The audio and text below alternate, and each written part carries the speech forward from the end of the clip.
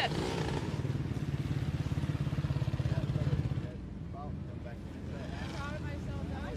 Well, your gear's clean. I know, right? I didn't even race today. Woo! It's a little muddy out there. A little bit, just a tad. Just a tad. Now I'll tell you what, them boys later, you guys are in for a show. It ain't that bad. I've seen worse. Everybody's being soft, aren't they? Yeah, they ain't tough enough.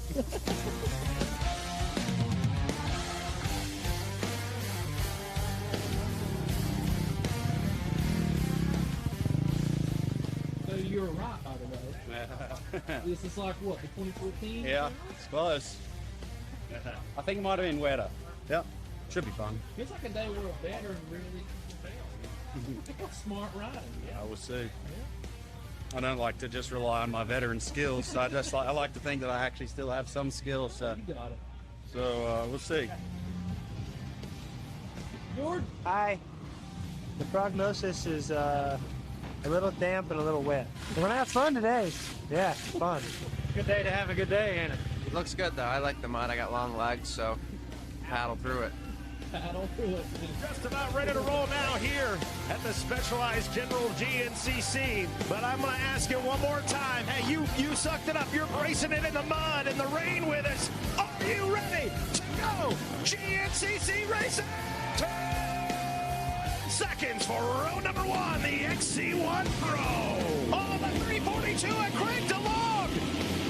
He's got it. Grabs the whole shot, an early lead. 10 seconds. The 347 of Evan Smith grabs the whole shot, but man, does he have company. It's a tight one.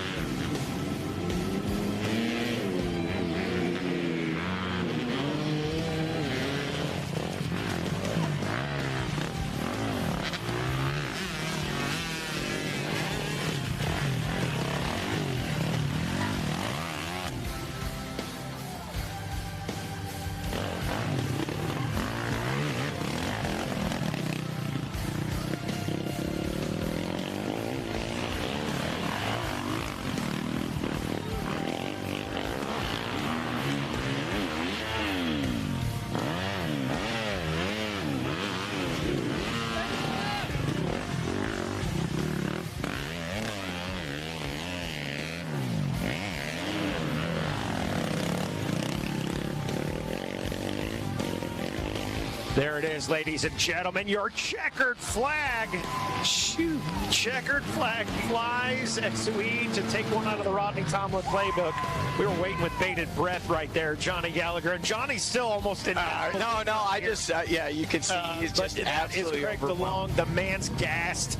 Look at that. The smile, he cannot help it. Ear to ear for Craig DeLong. I got to think that finish line area is absolutely rocking right now for Craig DeLong. It was gnarly. Just, it's been a while. It's like Iron Man, but not really. It's like, it was gnarly.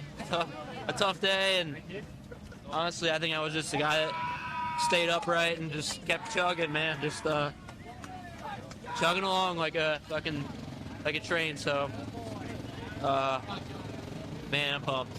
I mean, it don't look like it, but that was a lot of fun. I mean, the last lap I was fighting some thoughts, just like you start getting ahead of yourself. It's like I kept falling. I'm like, man, you're gonna throw this thing away. So got it under control and brought it in. So happy to get it done.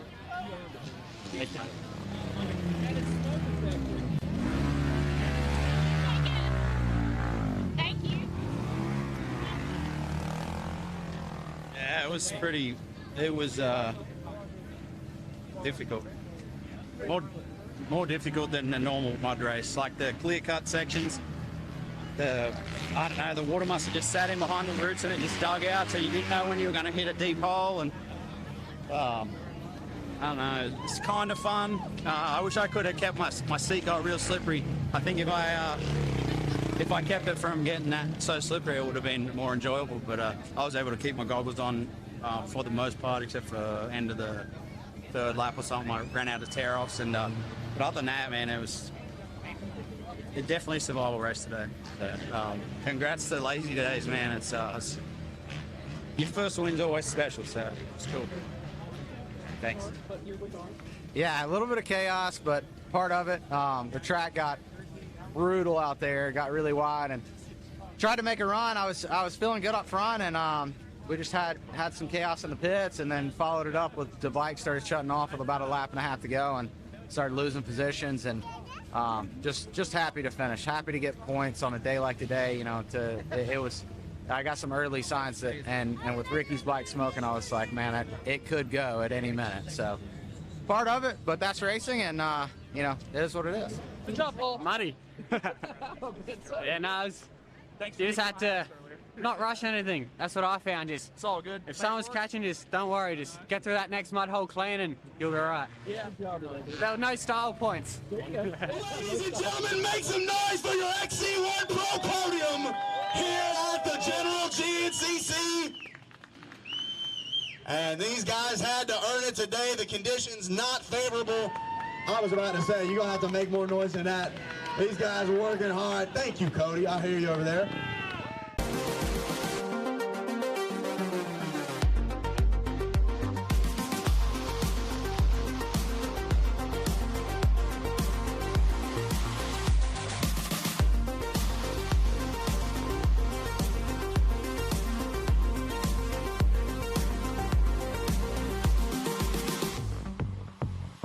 GNCC returns to Racer TV here this afternoon, and man, has it been an incredible season. In 3 rounds of racing, we've seen 3 different winners. Round number 1, Stu Baylor. Round 2 in Florida, Ben Kelly. And in round 3, in the mud of Georgia, on a tough day that separated the men from the boys, it was Craig DeLong picking up his first career overall win. Can he keep the ball rolling? I don't know. It's going to be tough. Stu Baylor, hard to beat here at Big Buck. This is his backyard. Can he make it happen today, or will someone else step up and challenge him? This is the Tiger Run GNCC, and it starts now on Racer TV.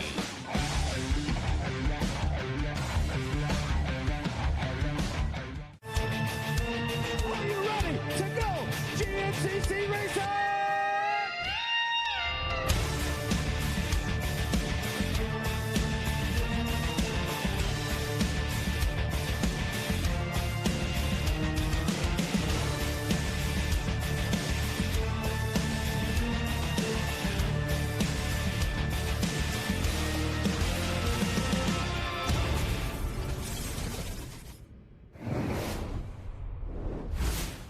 afternoon and welcome to round number 4 of the 2023 Grand National Cross Country Racing Series presented by Specialized, an AMA National Championship.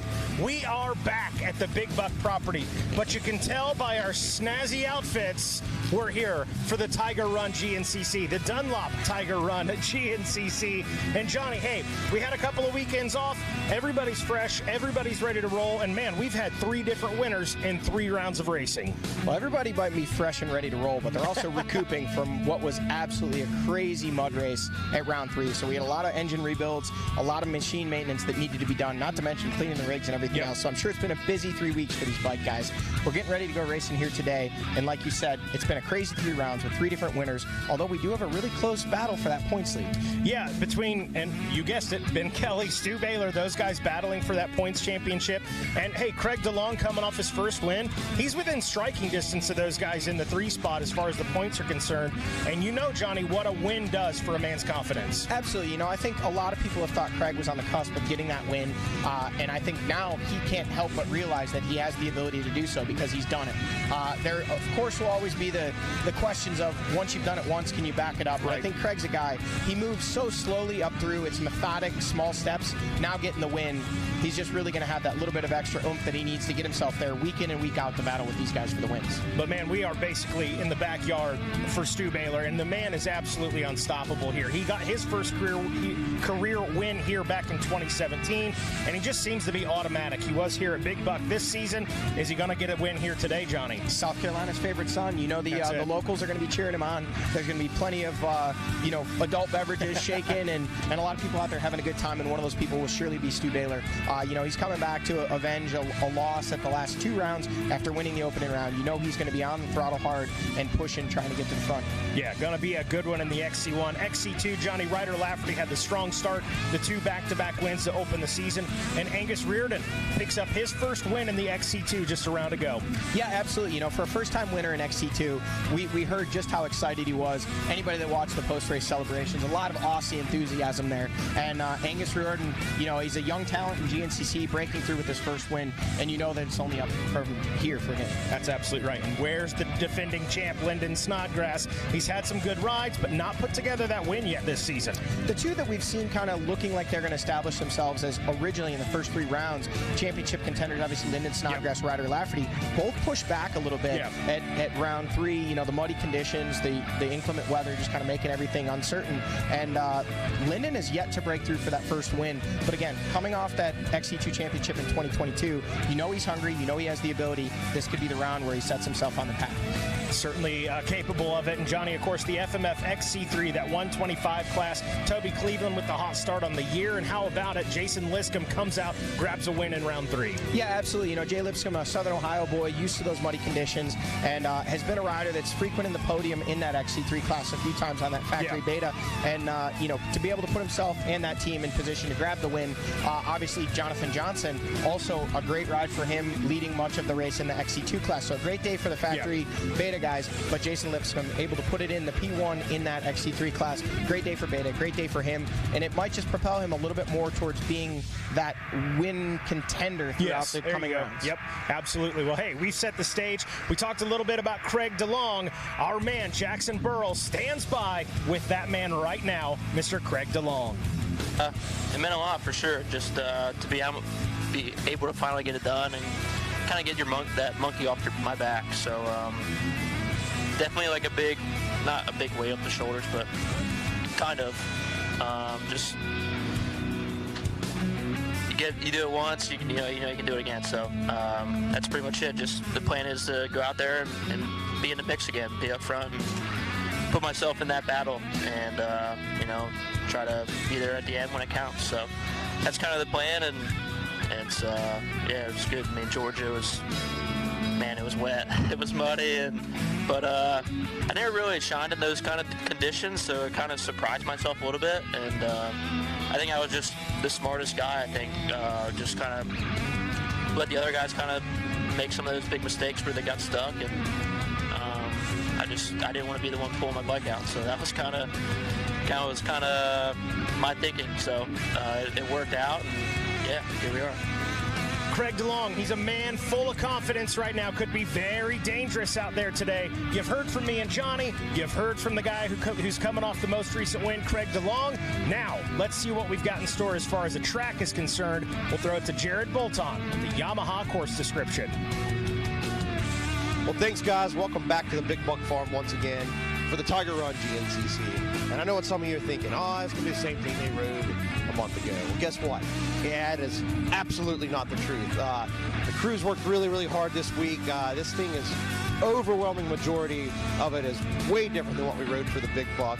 For the motorcycles, there's a lot more single track out there this time. It's going to tighten things up even more for those guys. Tight sections for the quads. Overall, it's going to be a little bit slower course than what we rode for the Big Buck, and that's due in part that it gets green in a month. And you'd be blown away at how much different it changes in just a few weeks here. Overall, we've stayed off about 80% of the Big Buck course, put in some sections that we haven't used in several years, rode some stuff that we didn't use at the Big Buck, and overall, this is a beautiful race course.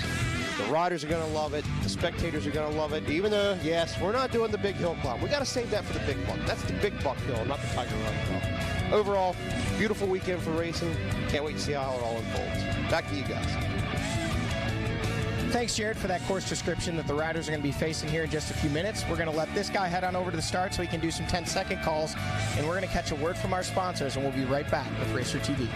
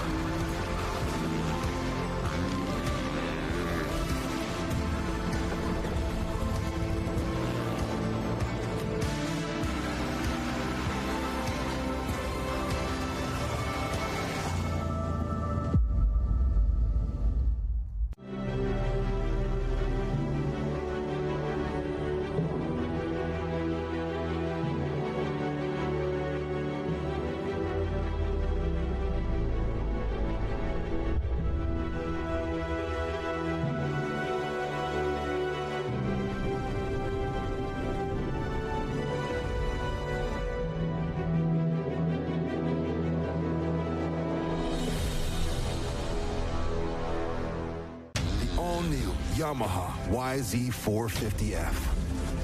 Narrower, more compact, and lighter. Built to do one thing: go faster.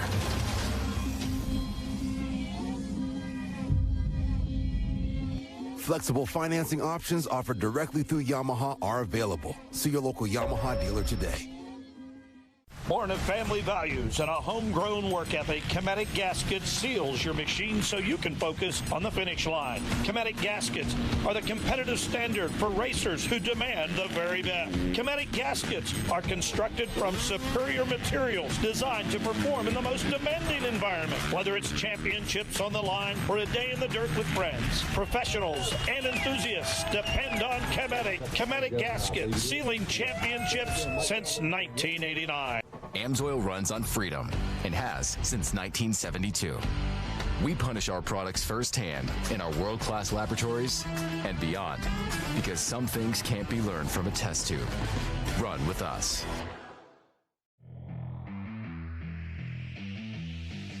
GNCC Racing is brought to you by Specialized Turbo e-bikes. It's you, only faster. And Rocky Mountain ATV MC. Get ready.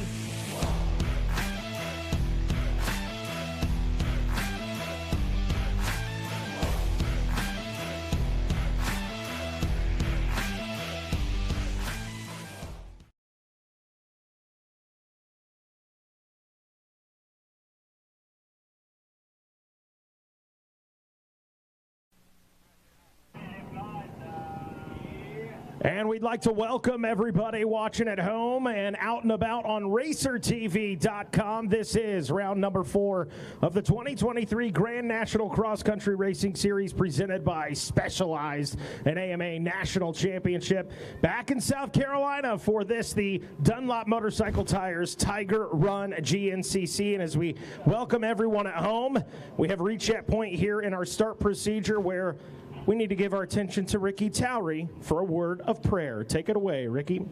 Thank you, Mikey. Hey, let's go, Lord, and let's have a word of prayer together this afternoon. Heavenly Father, once again, we thank you for bringing us all together safely to have a little fun. The sun's come up today. It's been such a beautiful day. Lord, we just ask that you will watch over these riders this afternoon. Lord, keep them safe. Let them go out there and have a good time together. Once again, thank you for the Turner family for letting us use this property to enjoy our sport. Continue to bless that family. Watch over our military men and women in all parts of the world, watching over us and protecting us so we can be free to come out here and do this. Be with our leaders at the high level and the local level to make the right decisions for us. Lord, we ask you to be with all our local policemen, paramedics, and firemen, and all our communities across the United States every day, serving to protect us. Be with them and their families. Lord, next Sunday is Easter Sunday. Help us remember what that's all about. Your son died on the cross so our sins could be forgiven and we could live free. Lord, we just thank you for what you do for us each and every day. We just thank you for being in control of everything. When we start down the road this afternoon, we ask that you would take us all home safely so we can get back together again one day to have some more fun. In Christ's name we pray. Amen. Amen. Thank you for that word of prayer, Mr. Ricky Towery. And as Ricky makes his way down into turn number 1, we ask you, if you have not already, please remove those hats and cross those hearts as we honor the greatest nation in the world.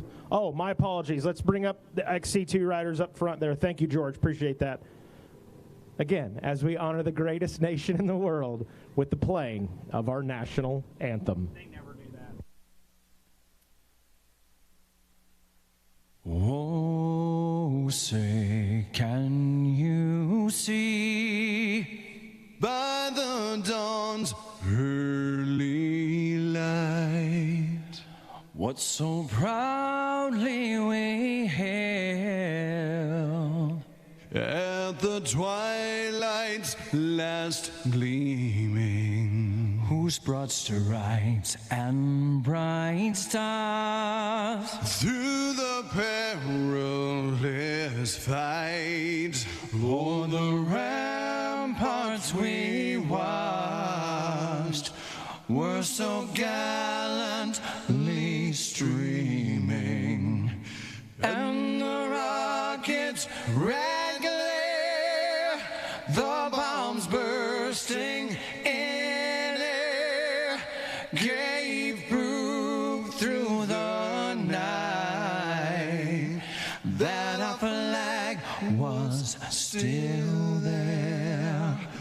Oh, say does that star-spangled banner yet wave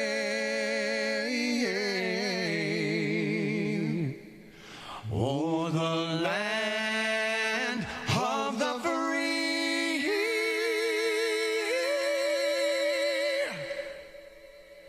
and the home of the brave.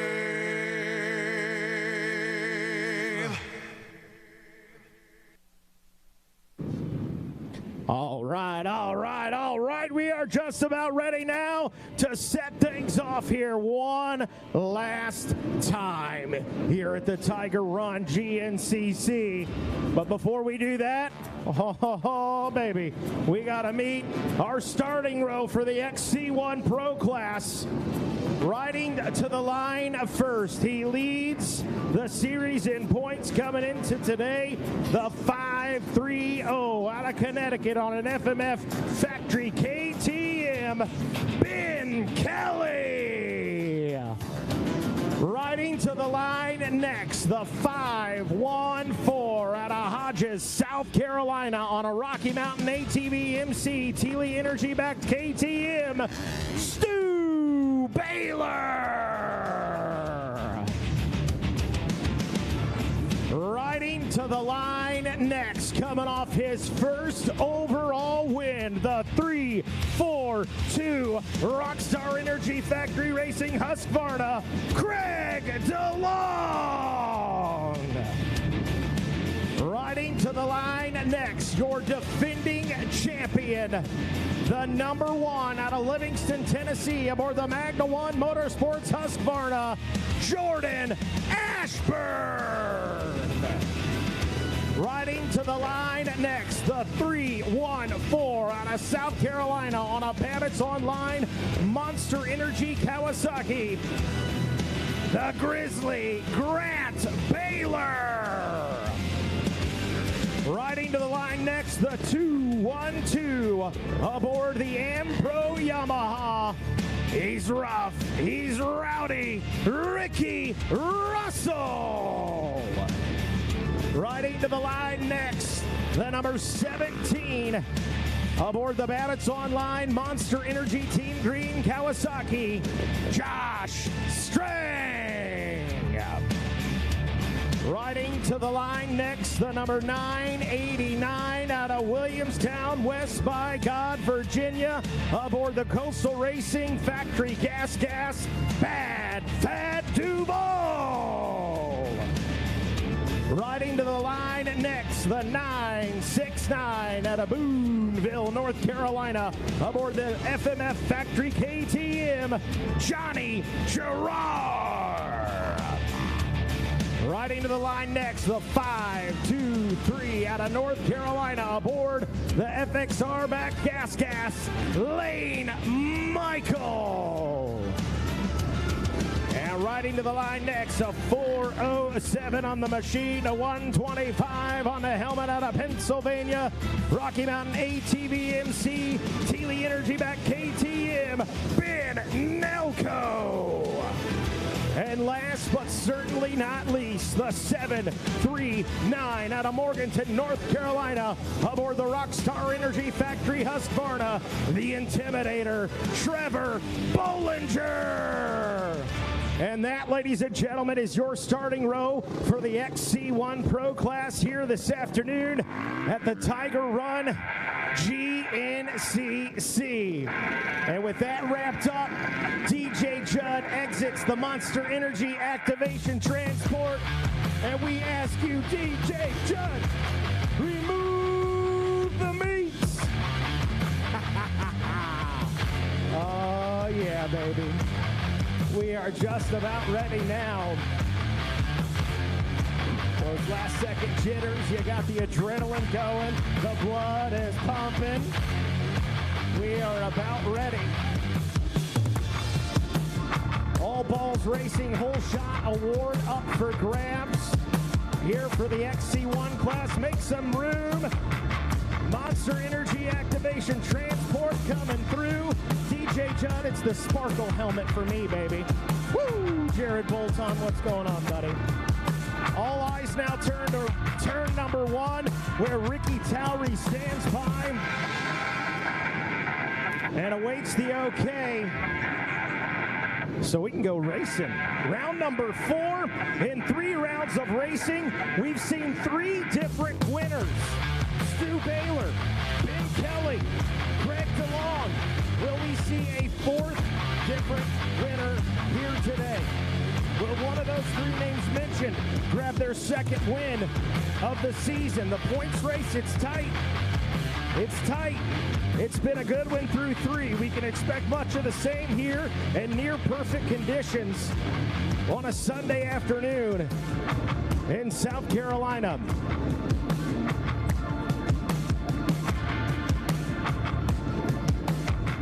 On a holding pattern, waiting on the okay.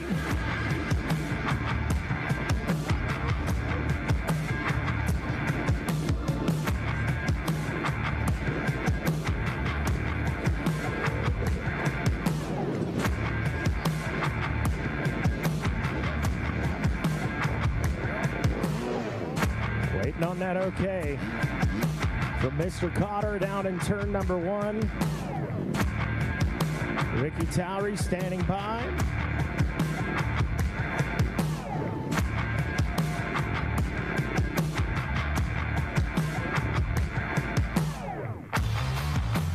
I don't know, something entertaining out there. Looks good.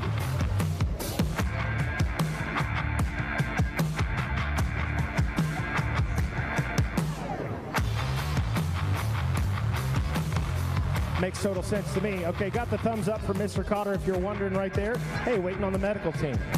Safety first, baby. I'm about it. We're fine. We can wait on that. Like I have a call. I just report the news, Gary Joe, okay? That's all I do. All right. Now we ready, baby. Ricky Towery going through the motions. Walks up to the starting line, lets our riders know 1 minute. 1 minute until we are ready to go Tiger Run GNCC Racing here for the XC1 Pro class.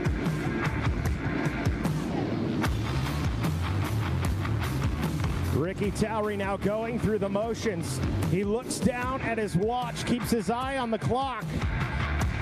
He has the reins and control as he waves the blue flag, and we ask you, shut him down, shut him down, shut him down. As we are just about ready to roll now, and all eyes fixate on turn number 1. And I gotta ask you, South Carolina, are you ready to go GNCC Racing? That's pretty good, but I want to hear some Eye of the Tiger, baby. It is the Tiger Run GNCC, so I'm going to ask you one more time. Are you ready to go GNCC Racing? 10 seconds for row number 1, the XC1 Pro.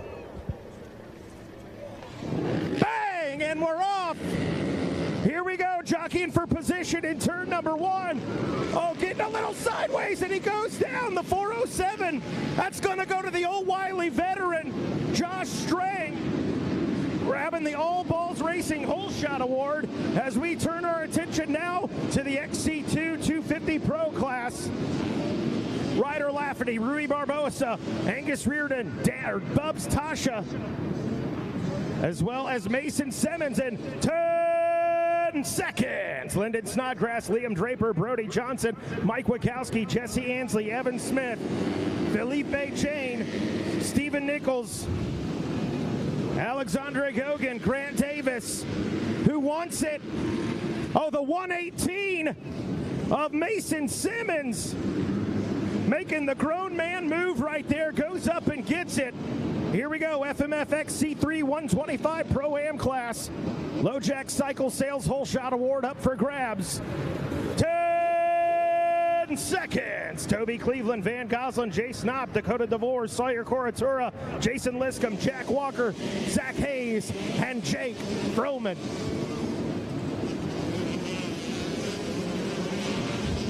Here we go. Oh, look at the battle out front. Hey, too close to call. 5-2-5. That was on the side of the machine. It might have been Dakota DeVore, actually. Maybe 526. 250A, Trevor Maley, Ranger Emmons. 10 seconds. Cooper Jones, Tyler Palmer, Jason Tino, Gavin Simon, Bolton Beeroth, Alex Luger, Will Sievenpiper, Matthew Miller, Mitchell Owenby, Benjamin Wacha, Dominic Morris, Justin Snipes, Nathan Delaney. Oh, good and clean is the 226 of Jason Tino on that Magna 1 Motorsports Husqvarna.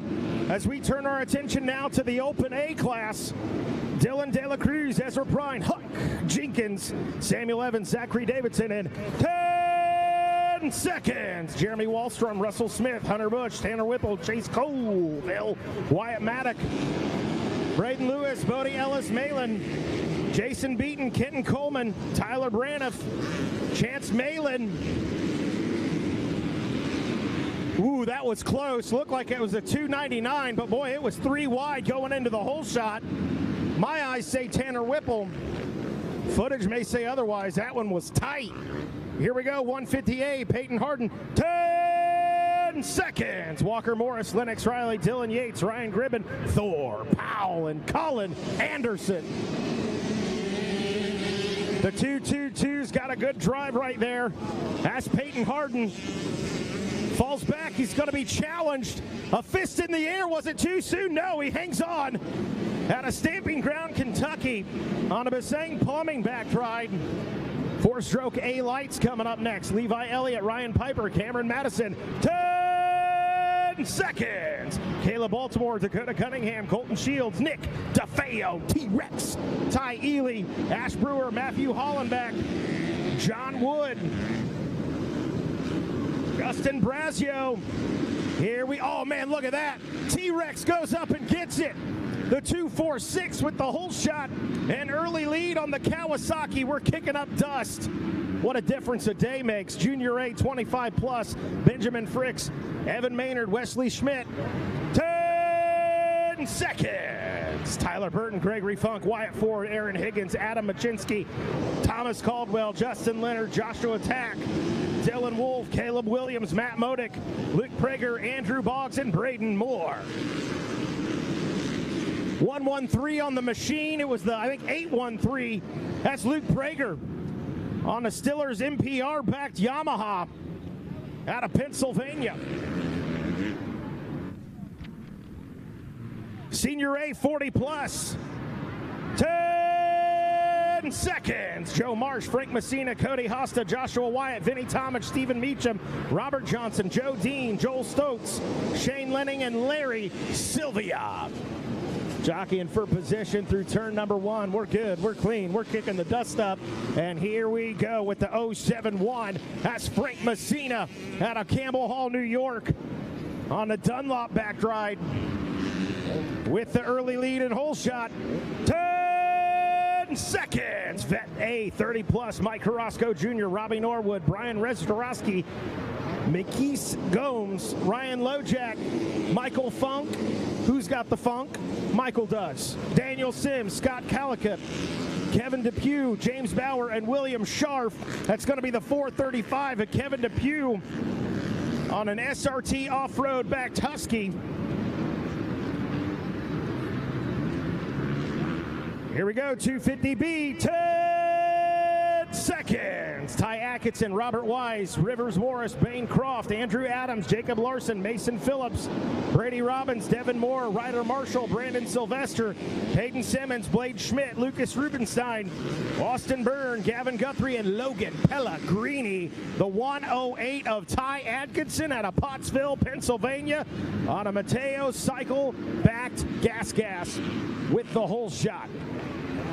Give our attention now, Open B, ready to roll in 10 seconds. Chandler Taylor, Isaac Bruni, Andrew Post, Jet Leatherwood, Matthew Harris, Harton Shelley, Albert Haberl, Ethan Smith, Lane Morrison, Anthony Opplinger, Colton Coods, Taylor Myers, Jacob Maynard, Jim Cagle, and Nate Garrison.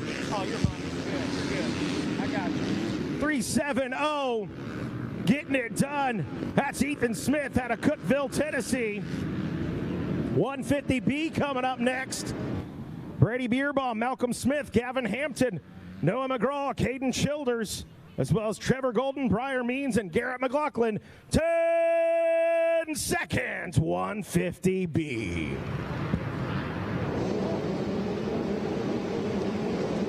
Off and rolling. Oh, listen to that sound.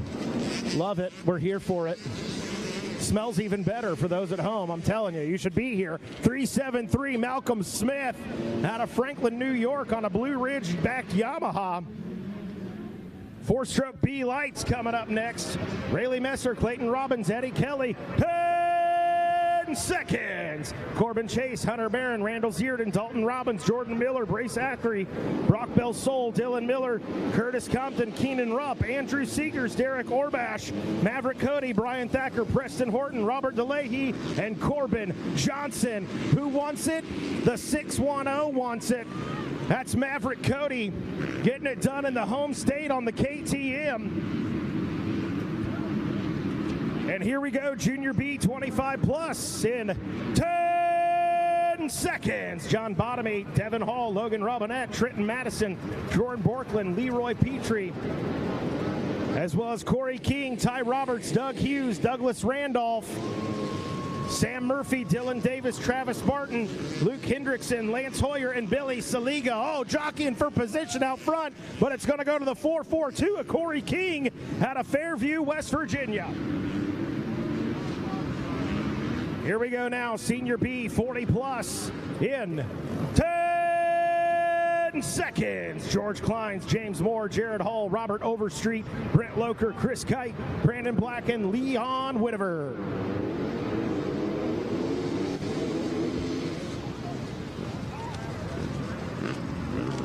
There we go, good and clean through turn number 1. It's 122 on the machine, and I think that's 122 on scoring. It is. That's George Kleins out of Medina, Ohio, aboard the Honda Vet B30 plus. 10 seconds. Adam Odell, Ricky Stanley, Scott Hopper, Ryan Tucker, Zachary Taylor, Jack Scott, Randy Anderson, Borja Obiso, Louis Panna.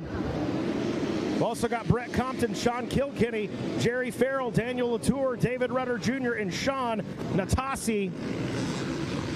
Make sure we got a clean start line, guys. 2-2-3, going to grab a hole shot. That's Scott Harper. And we do have a free and clear starting line area. Thanks for partying with us on the start. We're going to take a short commercial break, get a word in with our sponsors, and when we come back, more from the Tiger Run GNCC.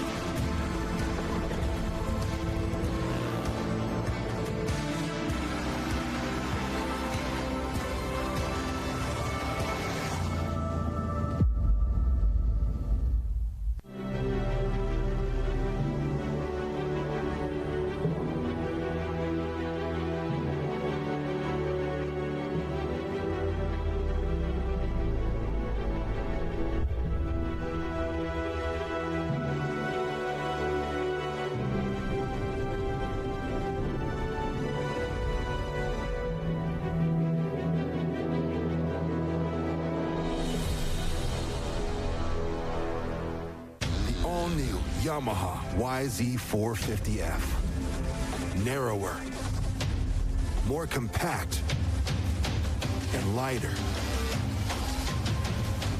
Built to do one thing: go faster.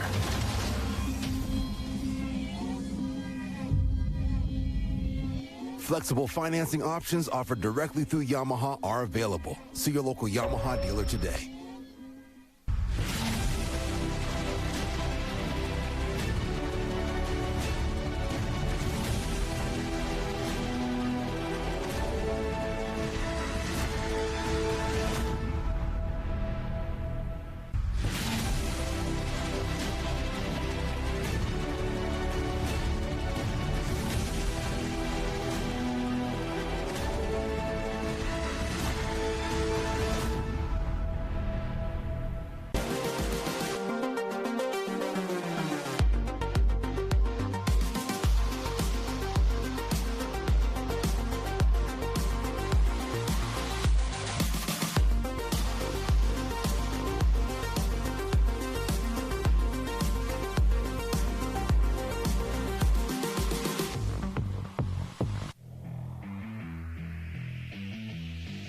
GNCC Racing is brought to you by Specialized Turbo e-bikes. It's you, only faster. And Rocky Mountain ATV MC. Get ready.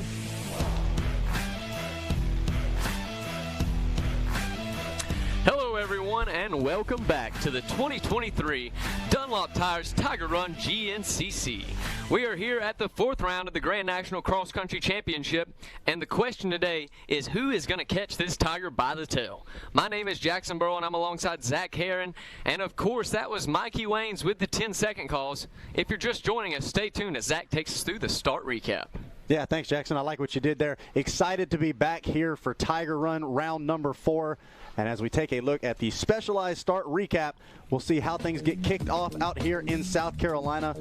A lot better weather than we saw yesterday as far as the rain coming on Saturday. Track didn't look bad by the end of the day, but great conditions here as we take a look at the XC1 replay immediately right out of the jump. It's that Babbitt's Online Monster Energy Kawasaki of Josh Strang that gets a good drive. We see Ben Nelko there on the Thiele Energy KTM sliding out around the outside. But it was going to be the big old 17 coming off of a podium finish at round 3, getting the whole shot there in the XC1 class. Now we take a look at the XC2, and all weekend long it seemed like dead in the center of the starting area has been where the traction is at, but that doesn't necessarily mean you're going to come around the first turn first. But Mason Simmons able to hang on to it and lead that XC2 field with a good margin there going into the woods in the XC2 class. Now taking a look at the XC3 125 Pro-Am. And Toby Cleveland been really strong off the gate all weekend long, or all year long, I should say. But after a bunch of shuffling back and forth, looked like it was going to be the 707. He actually ends up going down. And after it looked like 2 or 3 different riders had it at one point, it was going to be the 525 leading them off into the woods. And that is your specialized start recap. Jumping into the live action, taking a look at one of the uphills, not the notorious Big Buck uphill, Jackson. We're saving that one just for Big Buck, but we got our own special Tiger Hill at the Tiger Run GNCC. Most definitely, Zach.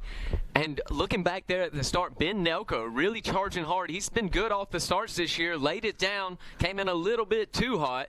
But look who is out front, Josh Strang. He got 2nd place at the last race. We didn't know if it was due to the mud race, but he's looking like he's going to show us that is not the case. And here he is on screen here. That is Josh Strang still in the lead. It looks like, who's that going to be behind him? That was the Ampro Yamaha of Ricky Russell. Jackson, we talked about the momentum coming into round number 4. Josh Strang coming off of a high note, getting that first podium of the season, showing he's still got what it takes. He's got the speed. Number 17 in his 17th season here in GNCC out front. On the complete opposite side, however, the Ampro Yamaha Ricky Russell not having a good result there at round 3, and he's looking to bounce back strong and respond early here at round 4, showing he's still in the fight and got what it takes to be up front. Definitely, Zach. And when we were here for the Big Buck, Ricky was saying that he had just came off an injury. Nobody knew that until after that race that day. And so he's just now rebounding, and I feel like coming into his own this year as he's had some problems right before the start of the year. Yeah, without a doubt, Jackson. All kinds of questions coming in. We had, obviously, Ben Kelly with the leg. Ricky Russell having that collarbone surgery just a couple of weeks before the start of the season. Josh Strang, he was still racing back to 100%. Johnny Gerard with the elbow. The injuries here in 2023, hopefully, as far as for the full season, majority happened before the season even started. And a majority of our field racing back to health here this year. Yeah, most definitely. Stuart Baylor breaking a rib at one of our rounds there. I believe it was in Florida, so he is healing up from that. He said it hurt pretty bad. It was just one broken rib, but everybody seems pretty healthy as far as today's race goes. Yeah, only Stuart Baylor would call it just a broken rib or two. Did not seem too worried about it whatsoever, and was not really concerned whether he would keep racing or not, just how comfortable he would be while doing it. And speaking of Stu Baylor, that's who grabbed our win there at round number 1 here at the Big Buck facility. Now, as you heard Jared Bolton say, not going to be quite the same facility as what we had at round number 1, but nonetheless, the soil's got to be relatively similar. I'm expecting big things out of Stu Baylor as well. Most definitely, Zach. Like you were saying, he's familiar with this soil here. Stu lives and trains there in South Carolina, so this is kind of his home race, as well as I guess the next one would be as well. So Stu, no stranger here to this South Carolina dirt. Yeah, I think both of the Baylor brothers looking for strong performances here in South Carolina. Neither one of them scared to tell you this isn't their favorite round. Oh, as we see, looks like that might be one of the LoJack Cycles boys getting stuck coming up the hill there. No problems, though. He jumped off, ran beside it, and is back off and rolling. So good to see the 811 continuing his charge up the hill there, and good to see the fans helping them out as well. That's one of my favorite parts of GNCC. Fans able to point out lines, give a little bit of help if the riders need it. So just part of the family that is GNCC racing. And so exciting stuff here. We had great racing, a big turn of events in the ATVs yesterday. And so be excited to see whether or not we get just as many surprises here on the two-wheeled side. And now we welcome in none other than Mr. Johnny G. How we doing today, Johnny? Oh, what a great day. We're here at the Tiger Run GNCC, doing it all over. It's like Groundhog Day. We were here not too long ago, but excellent conditions here today, as you guys have talked about. The racing action got underway fast and furious, and it's going to be another exciting one. Absolutely. Now, as far as this Tiger Run course compared to round one, we've heard it's a little slower and a little tighter in several different sections. How do you think that's going to change the racing we'll see at round four? Yeah, you know, it's funny. The ATV guys all seem to say that the track flowed better and was faster, and the bike guys are saying that it's tighter and more turny. So obviously, a couple of things at play there. There are some bike-only sections, as we know, and also the track obviously does race differently on a bike than it does on an ATV. You use completely different lines, and the track is quite chewed up from yesterday as well. We know we got that moisture from the rain yesterday morning. We had about 3 hours of rain that really soaked this facility, and now as that soaked in, we're getting those deeper ruts, and I think what we're going to end up having here is, you know, a track that is going to get significantly rougher as the race goes on. It's going to start out, that moisture's in the ground. We're going to start to see square edge, a lot of roots coming up, and it's really going to tax these guys physically, I think, as well as mentally today. Absolutely, without a question. And one of the riders that we know hasn't necessarily had the start to this season that they're looking for is the reigning champ, Magnum 1 Husqvarna's Jordan Ashburn. We were actually able to catch up with Jordan earlier and chat with him about his 2023 season so far. Yeah, definitely. It's been a bit of a learning curve this year for us, kind of just trying to get things figured out. And yeah, we're ready to be there. And I know we got everything, all the tools to be there, and want to put the team up there and be back where we belong. Rough race last round in Georgia. Obviously, it was the mutter. You know, some things really out of your control late in that one. Yeah, you know, it was there toward the end of the race. I kind of had got stuck a few times there in the middle of the part of the race and lost touch of everybody. And that last lap, we had like a five-guy podium battle that didn't even really know what was going on. So then my bike kind of got some water there toward the end of that lap. And, I mean, we were really close to finish and just kind of petered out. But, you know, we got it. We got through the finish and ended up 10th and still got some points, which I'm happy about. But, you know, it is what it is, and we got to take every round and keep pushing forward. So great to hear there from the reigning champ, clearly trying to switch things up, get a little momentum building here in 2023, and try to defend that #1 plate. Yeah, absolutely. You know, and here's the thing that a lot of people have talked about. Obviously, Jordan Ashburn coming in, the 2022 GNCC champion, with that big #1 plate. There is a weight to that plate. You know, people talk about how heavy that #1 is. Everyone's gunning for it. The other thing to consider is obviously, you know, we've talked about this. There is no asterisk on that 2022 championship. Jordan earned it. He outlasted those guys. He made the moves. He did what he needed to do to win it. But there's some guys that are back now that weren't in the mix in 2022 for the entirety of the season. And if you really look kind of at where Jordan was before those guys exited in 2022 and where they've kind of reinserted themselves now, it's more of the same. So what Jordan really obviously is trying to do is bump himself up to that level to where he's battling those guys for wins, which he knows he can when they're all healthy, and put himself in position, exactly like you said, Zach, to defend that title. Hasn't had, obviously, bad finishes points-wise. He's sitting in a solid spot. Big deal to be able to get that bike to the finish line and score a 10th, just like we saw yesterday with Bryson. What for a lot of guys could have been a DNF, he was able to stretch it, get it to the finish line, get the machine running again. for him, bummer that he was in the place clearly to get a solid top 5 and so close to the finish line have that happen. But max points, that's what you're here for, and you got to be consistent. And one thing no one can take away from Jordan Ashburn, we ran the stat so many times last year. I mean, no one has ever matched his consistency over the period of time that he has for how he gets machines and himself to the finish line. Yeah, without a doubt, Mr. Consistency, as they like to call him. And you win your championships on the bad days, they say. And so anytime you're able to salvage just a couple of points, it can help in the long run. We take a look at the Monster Mile, waiting on our leaders to come through here. Now, let's talk about the Rockstar Husky, last round's winner, Craig Delong, the big one, the first win. Now the mindset goes from, I think I can do it, to I did it, and I've got to do it again. What's that going to be like for Craig? Well, you know, Craig's the type of guy, and everyone knows this, maybe but Craig, and I think he's finally coming to realize it. Craig's the type of guy that he's a slow builder. He's not the bottle rocket. He doesn't go out and just say, all right, I'm in XC1 now, I'm going to win races. We didn't see him do that in XC2. It took him time when he moved into that class to really put himself in a position to be a consistent, not even just a podium contender, but to actually gun for wins. We saw him do that. He was a podium contender right away in XC1, but to get to the point, like everyone around him has been telling him for 2 years, Craig, you're a guy that can win overalls. You're there. Your skill set is there. Your training is there.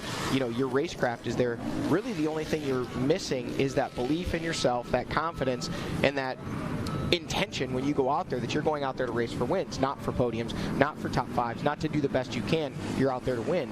Now that he's done it, I think it's a lot harder to trick yourself into thinking that's not what you're going out there for. That's what I was going to ask, Johnny. In your opinion, do you think, with it being a mud race, that he got the confidence that he needed to continue here on a dry day like today? Here's the thing, Jackson. A win's a win, no question about that. But if you want me to be fully and completely honest with you, I think there is still that shred of doubt in Craig's mind that that win came his way, not necessarily on its own merit, for sure. He knows he earned it, but is it completely transferable to perfect race conditions like that? We'll find out today. The reason I asked that, Johnny, I heard him talk. We got some leaders on screen. It looks like it's still Josh Strang. Josh Strang, Ricky Russell.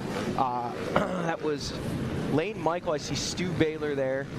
Let's see. There is one of the KTM boys. Look like.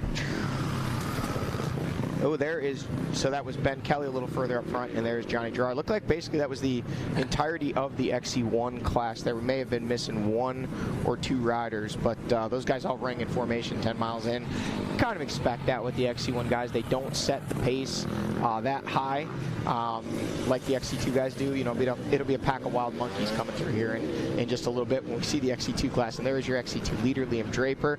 Behind him looked like Rui Barbosa. That is Grant Davis there in third, a rider that has had some good races and some struggles so far. We got a challenge for the lead. Josh Strang up front, but the 212 of Ricky Russell putting the pressure on, and sitting back there in third place, Lane Michael eating dust. There is Jordan Ashburn behind him, and then Stu Baylor. So that is your top 5 as they run just about wheel to wheel, but heavy pressure from Ricky Russell right now on the number 17 of Josh Strang. Yeah, it's hard to see with the greenery overhand, but I believe, no, for a second I thought Ricky had made the pass. Look at this. Now it looks like Ashburn has a run on Russell. Oh, no, sorry, Lane Michael has a run on Ricky Russell. So still there in the third spot. A great opening lap for Lane Michael, rider that we know has a lot of speed. Just looking to put things together and kind of get a solid finish here in 2023 to get the ball rolling. Absolutely. And Johnny, looking at this Yamaha live drone, it's crazy to see how quickly Ricky Russell went from being on the offense trying to make the pass to having to immediately protect those lines because he was under pressure. Well, this is the section where we saw, look at this, now Lane Michael into second and starting to put pressure on Josh Strang for the lead. No, that's second. I think Ricky might have made the pass. Did we miss it? No, I do not believe so. No, I believe Ricky's Ricky back there is back in third. Yep, there is Ricky. Okay. Still there in third. So Lane has made the pass on Ricky Russell for second and is now, well, was putting pressure on Josh Strang. Shows how quickly things can change. This is actually the section of track where we saw the battle for the lead materialize, where yesterday Jared McClure missed that line, ended up in the water puddle just momentarily, and Bryson Neal was able to zap him for the lead. So a lot of multi-lines in here. You can't necessarily see it, but you see all of a sudden the rider kind of dart to one side or the other, and Lane Michael looking racy here. He's putting the pressure on Josh Strang. They actually battled last weekend at the Sprint Enduro. Lane Michael coming out on top, so here's a guy he's probably looking and saying, hey, I beat this guy last weekend. I want to lead a lap, man. I want that point position. Plus, we did did see a lot of dust kicking up. So these guys are going to want to get out front and be making the dust rather than sitting back in that second, third, fourth position and eating the dust. Guys, I see we've got Strang, Lane Michael, and then I believe that was Jordan Ashburn behind him. I'm not seeing Ricky Russell. I'm seeing what you were seeing. It did look like I saw some white there as well. Maybe we can get a better shot right here. Yes, that is Jordan Ashburn there. And that is Stu. So did we lose? Where is Ricky Russell? There's Craig DeLong and potentially Ben Nelko. Maybe Ricky did make. Ricky is out front. Yeah. Ricky has made the lead now. It looks like Lane Michael now has made the pass for second. Zach, you called that one right. Ricky Russell was out front, and now he's leading the way, and it will be in just another 2 turns here. Ricky Russell, who is credited with leading lap number 1. Lane Michael second. We're all here in the booth. Pat and Zach on the back. I missed it. Thought I was going crazy, guys. The 212 machine, the M-Pro Yamaha, out front on that Yamaha 450, and he is pushing the pace, trying to get away right now. Lane Michael in second. Josh Strang in third. Jordan Ashburn in fourth. Stu Baylor fifth. Trevor Bollinger sixth, and it looks like Nelko seventh. We're not going off results here. I'm going off what I see. We're going to try to get the results to update, but I believe that is the top 7 as they run. Now, Trevor Bollinger looked like he had a run on Stu Baylor, took a look over at him, and almost looked like he let him have it, and that is the case. That is the running order. Ben Kelly now checking in the 8th place position after what we saw was a terrible start.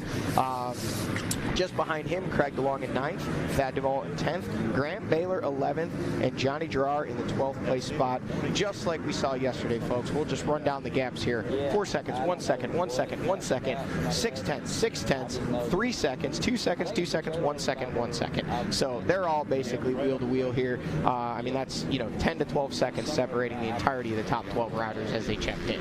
Yeah, that's insane. Sorry, Jackson, go ahead. I was just going to say, I feel like we're finally getting to see Lane Michael show his true potential on that gas machine. Liam Draper has checked in, folks. 4th overall on corrected time as they run. Rui Barbosa, 2nd place in that XC2 Pro Lights class, 8th overall. And Grant Davis, 10th overall. So you got 3 XC2 riders in the top 10. Here's the battle back on screen in the fuel area. There's Craig DeLong just behind Ben Kelly. Thad Duvall motioning. We see a pit board and a lot of hand signals there. That was kind of like looked like he may have been reaching for the goggles or something to try to signal something with that. Almost looked like he was trying to call baseball calls. Like, I didn't know if he wanted a fastball down in the inside or what he had going on there. And Thad kind of been having bad luck all year long. We were trying to see whether or not he could piece everything together. We know he's got the speed, he's got the potential. Here's your battle for the lead in XC2. Rui Barbosa hot on his heels, both of them taking hydration. And there is Grant Davis, the XC2 rookie. And then it looked like possibly Mason Simmons behind him. It was. Mason Simmons in 4th place there in that XC2 Pro Lights class. Yeah, great to see Rui Barbosa getting back up there fighting for wins. I got to see him yesterday. I was like, Rui, are we ready? And he just said, it's time. He's feeling good, feeling feisty out here at round 4 on the Phoenix Honda. As we watch this battle on screen, that's one thing we maybe don't talk about enough here on Racer TV is the true international flair that GNCC Racing brings. We have riders from all over the world, that some of whom travel here to race, some of whom who choose to relocate here just to race this series. It's not like people move here to the States and then find out about GNCC Racing. A lot of these guys and gals over the years have come here to the United States specifically to compete GNCC Racing. Rui Barbosa, one of those. Liam Draper, another. Josh Strang. I mean, you could just run down the list right now, and there's 3 guys that are on the screen right there that have, and over the years, I mean, so many more. The list just goes on and on. On the WXC side, you have Taylor Jones, you have Rachel Archer, you have Mackenzie Tricker. Yesterday on the ATV side, we interviewed Gabrielle Nod, multi-time Canadian champ. So it really is cool to see the international flair and just how prestigious this championship and these races are, that people want to put so much time, effort, energy, and focus into the travel, the commitments, the sacrifices that it takes to come here and compete. Yeah, it's truly the world's best. And Johnny, what's great to see, not only are they taking part, they're taking over. Rachel Archer, for example, your WXC winner from earlier today. So exciting stuff going on all over the globe when it comes to GNCC Racing, and truly the best of the best out here in the woods of South Carolina for the Tiger Run GNCC Zach, you better be careful about saying they're taking over. We're in South Carolina, man. America. Yeah, no, you're right. You're right. Hey, my boy Stu's still on it. Don't you worry. And you know, but to be truthful, I mean, there was a period of time there when we went from a guy by the name of Juha Salomonen winning a lot of championships, Shane Watts winning a lot of championships, David Knight winning a lot of championships. Those were Paul Whibley winning a whole lot of championships. There was more international riders coming in. Yeah, they lived here, but a lot of times people felt like, hey man, when's one of our American guys that grew up racing, you know, here in the United States gonna win this title back? Well, that was answered. Charlie Mullins did it. Was the first youth rider that was a youth rider in the GNC series to come up and race to the point where he won an overall championship. Obviously, Caleb Russell did it after him. Ben Kelly, not a GNCC guy originally, but came into the series being a New England rider, a youth rider that came through the ranks up there. So it's been, at least on the XC1 side of things, and I did not intentionally do this, but last year's XC2 champion, Lyndon Snodgrass, another perfect example of a guy who's traveled here, had great success.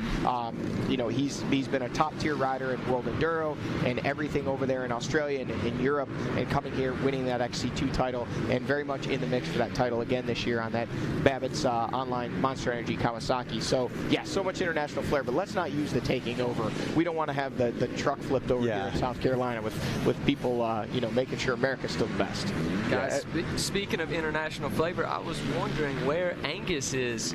He had a good ride in Georgia in that XC2. Oh, yeah. All the way down in the 9th place position there in the XC2 class. Yeah, 9th place. Looking at the gaps, though, maybe just a bad start or a rough first lap.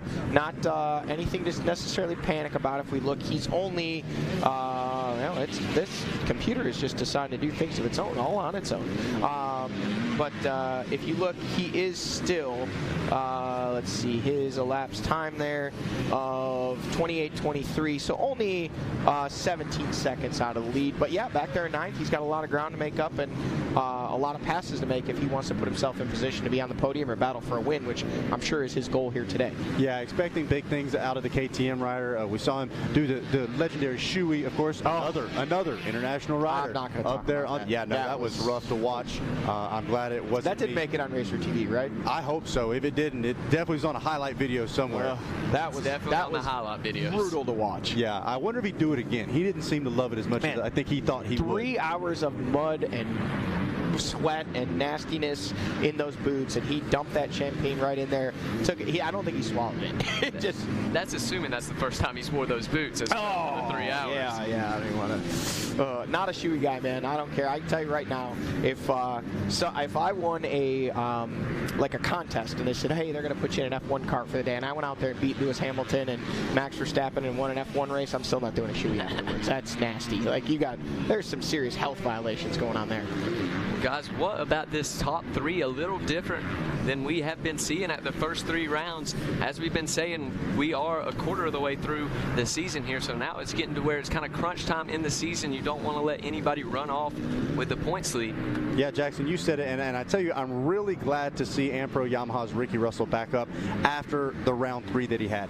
Obviously, tough luck, didn't get the result he wanted, and it's so crucial to be able to respond immediately after a race like that and say, hey, I'm still here, I'm still fighting, and I'm not giving up anytime soon. Well, you know, as we starting to see some pressure coming from behind, looks like that might be Stu, I believe. Baylor that is putting pressure on. Is it? No, it looks like Bollinger, maybe. Yeah, Trevor Bollinger. So Bollinger did actually make the pass on Baylor. We saw those two battling in the fields, and it looked like Bollinger had a line on him and kind of let Stu have it, but he's taken the position away. So he has actually moved his way up to the 6th place overall, 5th place as they run on track. But let's talk about that top 3, Jackson. These are 3 guys that all very much have something different to prove today. Ricky Russell, you know, has been good, consistent through the first 4 rounds of racing. Obviously, a heartbreaker for him at the last round of Georgia. Having those issues on the last lap, disappearing off the radar when he was in contention, you know, surely for a top 3 position, you know, for a podium. So he's coming back saying, hey, I need to make up max points. He's doing what he can right now. He's leading the way.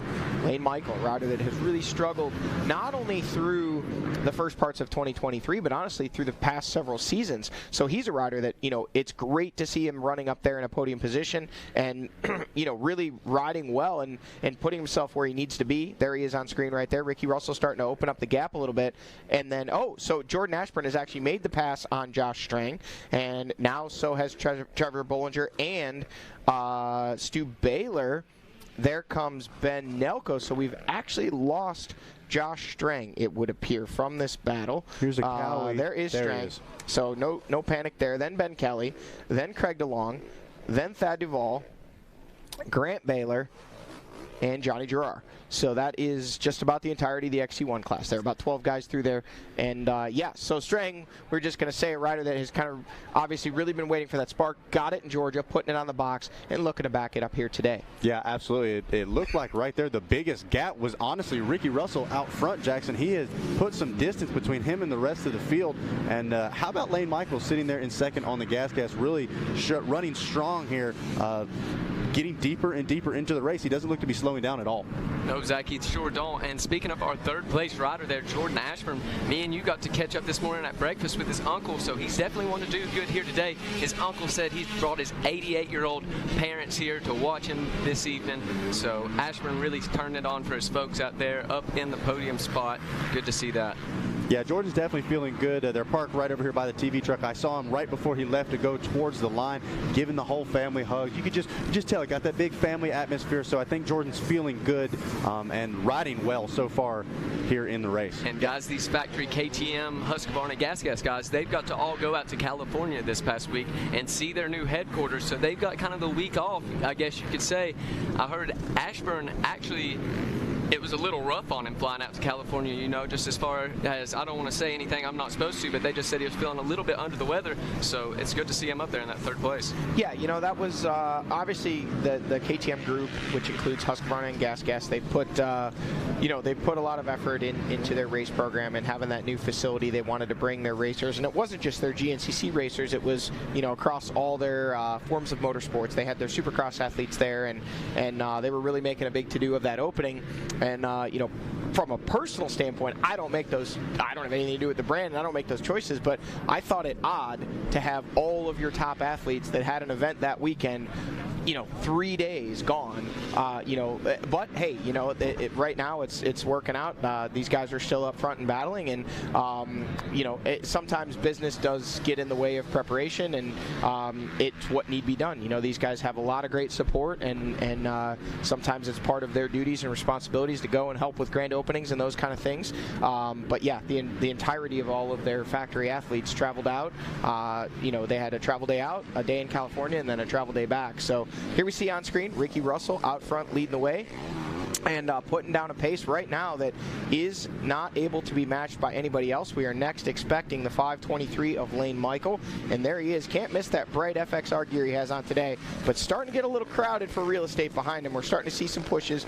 There we see Jordan Ashburn. There we see Stu Baylor, and right now those are the two guys that are putting on the most effort to try to get up there. Trevor Bollinger missing the front number plate, but still looking good, and shout out to Ben Nelko. Great ride for him running up there in that 6th place spot as they run, and looking good up there, man.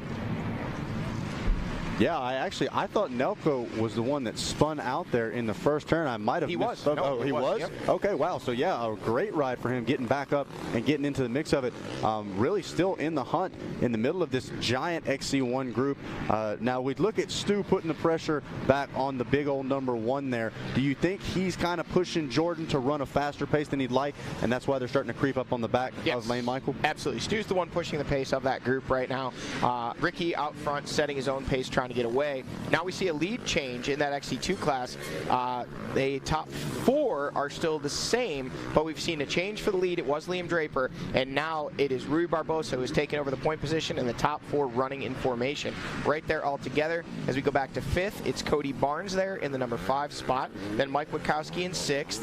Not sure who that was, didn't catch it, but that is Evan Smith there in 8th. So did miss who was in 7th there. Apologize. We'll give you a shout out out when we can. Looking back a little further into that XC2 class, there we find our XC2 champion, Lyndon Snodgrass, trying to claw his way up there, make up ground. We saw he was running back in that 7th place spot, I believe. So he was in 6th, so he has actually dropped back in that XC2 class. So that could have been Angus Riordan, who we did see there coming by. It may have been. So he has actually moved up. There's Bubs Tasha of that Rocky Mountain ATV Teely Energy Racing team. Had a good ride going there a couple weeks ago in the mud in Florida. I think may have run into some issues. There is Ricky Russell on screen at the 6-mile marker and still out front. Don't know exactly what the gap is, but man, he is really starting to march away from this one. Lane Michael in hot pursuit though, and looking like he's using some of that sprint speed he's known for, but now he's really got company from those guys behind him there, and it is Jordan Ashburn and Stu Baylor. Yeah, absolutely no question about it. Lane Michael knows he's got to go. I'm sure he can hear both Jordan and Stu behind him, and Stu really trying to put the pressure on. Jordan Ashburn in a weird spot right now. He's got a rider just in front of him. He doesn't want to take a chance and go take a crazy line to try to make a pass that could ultimately end up in him being passed before it's all said and done. So Craig DeLong has now made the pass and gotten around Josh Strang, starting to open that up a little bit. Ben Kelly next in line there doing some pushing, then Grant Baylor, then Johnny Gerard. So here we see, oh, no, that's wait Ben a minute, Kelly there is Ben Kelly. So Ben Kelly has gone down. He went all the way to the back of that train and lost some more time. Could have just been a real bad line choice or perhaps sampling the South Carolina dirt somewhere off camera. And that's going to be a big shakeup in the points as well, because Ben Kelly gaining full control of that, now seeing Rui Barbosa there on the Phoenix Racing Honda, and Liam Draper still just off the back wheel. And that's not all of them. Look at that. The top 4 really. Grant Davis and then Mason Simmons there in 4th. 5th place, Cody Barnes. 6th place, Mike Witkowski. 7th place, that is Angus Riordan. 8th place, Evan Smith. And I believe we said it was 9th place was the number 1 of Lyndon Snodgrass. So he had dropped from 6th to 9th, and it looks like he hasn't lost any more time, but he's going to need to put a push in to get back to that group, as they're all kind of nose to tail and kind of able to, we've talked about it before, that mental draft. You can see the pace, you know where to push, you know where to ease up. When you're by yourself, you know, it can be easy to think you're going faster than you actually are, or vice versa. You get to going a little too fast, and next thing you know, you're kind of in the trees. There is Bubs Tasha again. Saw him on screen just a moment ago. New to that XC2 class this year, formerly a 250A rider from up in the New England states at J-Day Ripa. Jonathan Johnson, who had an excellent ride going there in Georgia a few weeks ago, was up front for the entirety of that thing, and unfortunately just not able to quite get it done there in the end. Now taking a look, Mason Simmons grabbing that XC2 hole shot. He was still in the tail end of that top 4 group, trying to make the most of a good start. Really looking strong right now for him. And when you're in a group like that, kind of a little bit easier, I would assume, to far just like sink in the hooks and try to just stay with who you're with. Yeah, and Mason is a rider that has, looks like our XC3 leader there. Wasn't sure who was 718, possibly. We got, we're gonna check here quick and see. 713, I believe his number, could have been 718 in that FMF XC3 class. There is Jesse Ansley, another XC2 rider. So it's 719 of Jack Walker leading the way in that XC2 class, followed by, or XC3, then Zach Hayes and Toby Cleveland are rounding out the top 3 in that FMF XC3 125 Pro-Am class as they run, Zach. Yeah, Zach Hayes been one to watch. I've got him written down here for the XC3 125 Pro-Am class. Had some bad results early in the season. But we're going to take a word from our sponsors, and then we'll be back to see how it shakes up here at the Dunlop Tires Tiger Run GNCC.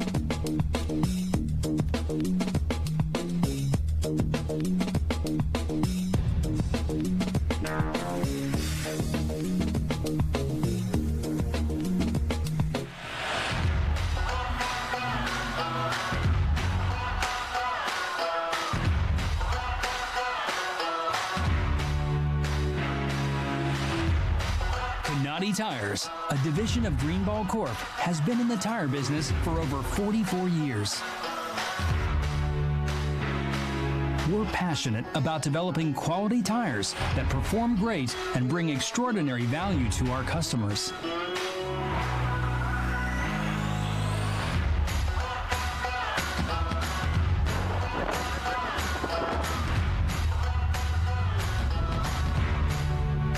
Whether you're looking for a tire that can handle your off-road adventures, need a reliable tire to take you from job site to job site, or simply want a tire with a beefier look that won't break the bank, then check out Canati Tires.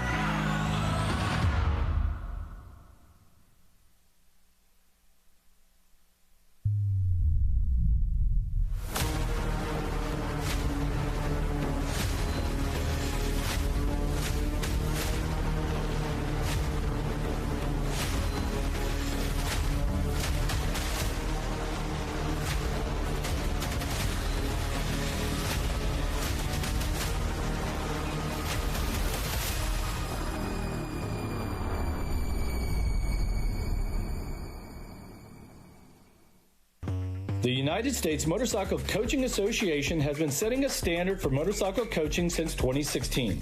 Coaching is important for all riders, no matter the age or skill level. The USMCA connects riders with coaches, whether the rider is just starting out on their motorcycling journey, to a competitive amateur racer looking to reach their next milestone, or the professional athlete trying to clinch a title. Download the Motorcycle Coaching app and get connected to a USMCA certified coach today. Even when you're the best, you never stop striving to be better. With over 40 years of experience in motorcycle sales and service, we know racing. Our inventory of Yamaha motorcycles, sport bikes, dirt bikes, ATVs, and side-by-sides is extensive and constantly changing. Stop by LoJack Cycle Sales today in Tarentum, Pennsylvania, and visit our online inventory at www.lojacks.com. Yamaha YZs. It's why we ride. How would you like to go to a school where we take into consideration how students learn best? Well, we do that because we find if we can build the curriculum around the things you are interested in, you're going to do a better job. The mission at On Track School is that educational success is possible while chasing your dreams. Not only will our staff help students to achieve success, they will cheer you on to the finish line. We encourage you to check out On Track School at ontrackschool.com, where we can help you chase your dreams and still get a quality education. OnTrackSchool.com. Check it out.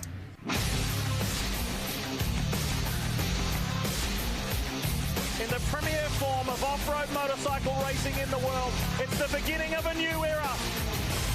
17 Supercross, 11 motocross, and those 3 playoff rounds.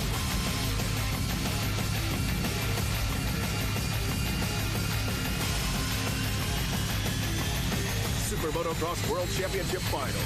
Tickets on sale now. Visit supermotocross.com. 30-second card is up. We've talked all about it. We've watched practice and qualifying. We've theorized. We've bench raced. Now it is time to go. Racer up. Jeeps down. Side by side we go. Jet Lawrence, Justin Cooper in front of the crowd. Bollinger from Chase Sexton. Did anyone else get up in the mix? They have been 1-2 in the last 7 motos of this championship. Here we go.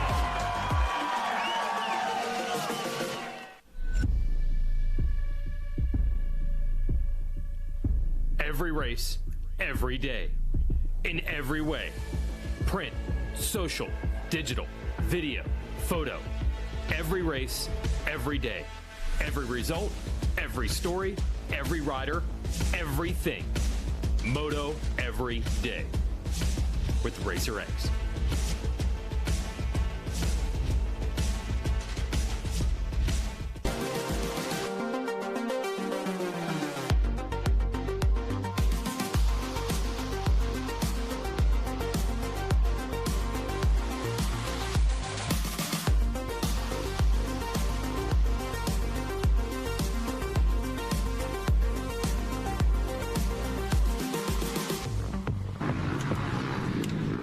Guys, and we are back here at the 2023 Tiger Run as we await to see what is going on out on the trail. Jackson, we got all kinds of things going on right now. The AmPro Yamaha, Ricky Russell leading the way there in that XC1. Jordan Ashburn, Stu Baylor locked in a battle there as well up front early. But this is round number 4 of the 2023 GNCC series, the Dunlop Tires Tiger Run GNCC here in Union, South Carolina. A beautiful day.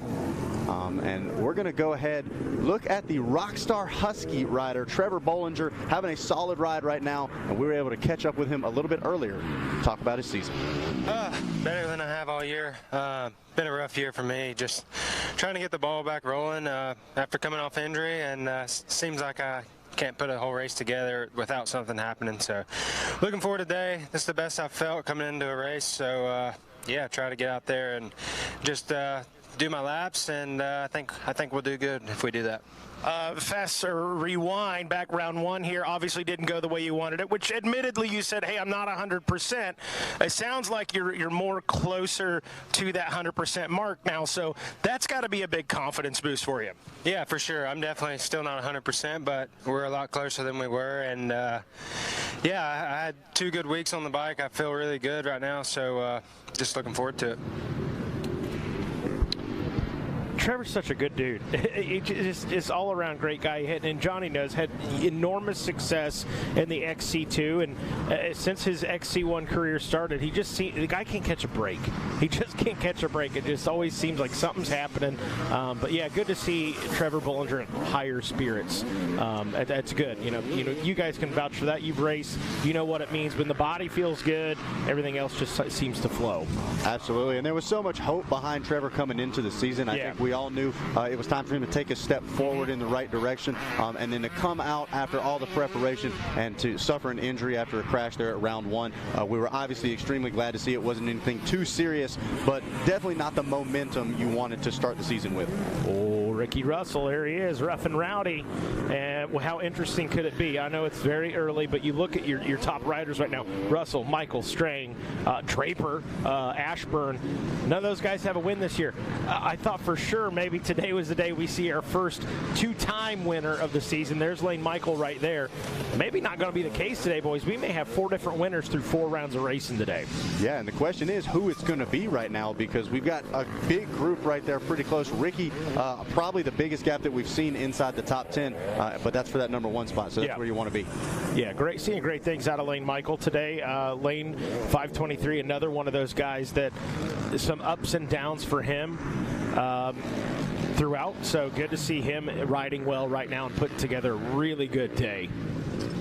And as they come up in that more open section, talk about how dry it is. We got a ton of rain yesterday in the morning, but you wouldn't believe it looking at that right now. What a difference a day makes. Yeah, kicking up dust here this afternoon and heating up, that I believe. Yeah, there's Jordan Ashburn, Stu Baylor battling for second. And the freight train that is Stu Baylor. I talked to Grant prior to the race, and Stu, but both of them, they're just like, they're diesels, man. They're diesels. They take a second to get warmed up. So it's one of those things. Grant was talking about it. If I can just get a good start and be there with the leaders early, I've got a better shot. And Stu, interesting enough, spoke with him off camera, and he said he woke up this morning, breakfast didn't sit well. He said, I was throwing up and didn't know what the heck was going on. So that might have something to do with where Stu Baylor's at right now. Although he is on the move. I was about to say, that's although he is on the move. If you're feeling sick, he's definitely putting the pressure back on. Ashburn was able to get around him, but he's definitely remounted a charge here. As we take a look at the Yamaha live drone a little further back, Lane Michael battling it out there. We talked about it yesterday. Look at how much more green we're seeing after just a couple of weeks on this screen. I feel like since yesterday. Guys, we mentioned earlier how Jordan Ashburn was getting pushed by Stuart Baylor and was talking about if that would help him, and it looks like it is. As he's getting pushed with him, he knows he's right there behind him, and it seems like he's trying to pull away from him just a little bit. Yeah, we've got, I believe that is Stu there that we're following. Oh, there goes a mistake for Stu Baylor. And Lane Michael is going to go ahead and get around him. Okay. Picking the bike up. Able to keep it going, back up and rolling. Looks like only one rider was able to get by there. Now we see if the bike keeps going. Yeah, absolutely. You know, go down and you wonder, something happens. Saw it yesterday with Bryson Neal. I mean, almost identical situation. Looks like he's got no problems. We'll know in the pit stop for sure. That's a good question, Mikey. It looked like there was a tree right there where he crashed. I'm not sure if he hit it or what exactly had happened. Ooh, and just got some radio chatter. Sounds like might have an injury to the 739. We were just singing the praises for the Rockstar Energy ride of Trevor Bollinger. Sounds like may have an injury. Not sure the extent of it. Sounds like maybe an arm injury, but back in the pits. We'll try to get a word in on that. We'll give them some time to take care of him, but maybe get a word on that in the pits here in a minute. And Mikey, it feels like it was just yesterday when we were here reporting on him going down there as well. He thought he might have injured himself at the Big Buck Farm last time we were here. Looks like he might have done it this time. Yeah, I know they said it's going to be a little slower of a course today compared to Big Buck. That doesn't mean that it's slow, though. Just because it's slower doesn't mean it's slow. And so we've seen some big crashes so far this weekend, and tough to hear that the Rockstar Husky rider got caught up in it, especially after, finally kind of feeling good. Yeah. Just all that more crushing. It is, man, that breaks my heart. Ricky Russell's checked in. 2 laps completed now. Your leader. Got a 12-second gap between him and Jordan Ashburn. Ashburn, I know we talked about him a little bit. Lane Michael sitting in the 3 spot. And Stu Baylor just lost that 1 position, but now we'll call it a 12-second gap, 11.9 up to Lane Michael. We know Stu Baylor won't sit around and wait, though. He's going to be back on the charge. Ben Nelko, how about it for Nelko? Checking in the 5 spot. Craig DeLong coming off his first career overall win. Checks in 6th place, and I think that is it for now. Back to Nelko, going down there off the start. Almost had the hole shot, laid it down. He has really charged back up there to get in that 5th position. He's been off to a good season. Got a hole shot, I believe it was in Florida, and he's making the best of it here. Absolutely. Seeing Jordan Ashburn grabbing a little hydration there. Just missed it, Lane Michael. Just missed it. Almost looked like he smacked it down there for a second. He said, I don't need water. I don't need to rehydrate. No, I'm sure he's like, doggone it. I really, meet me around on the other side, please.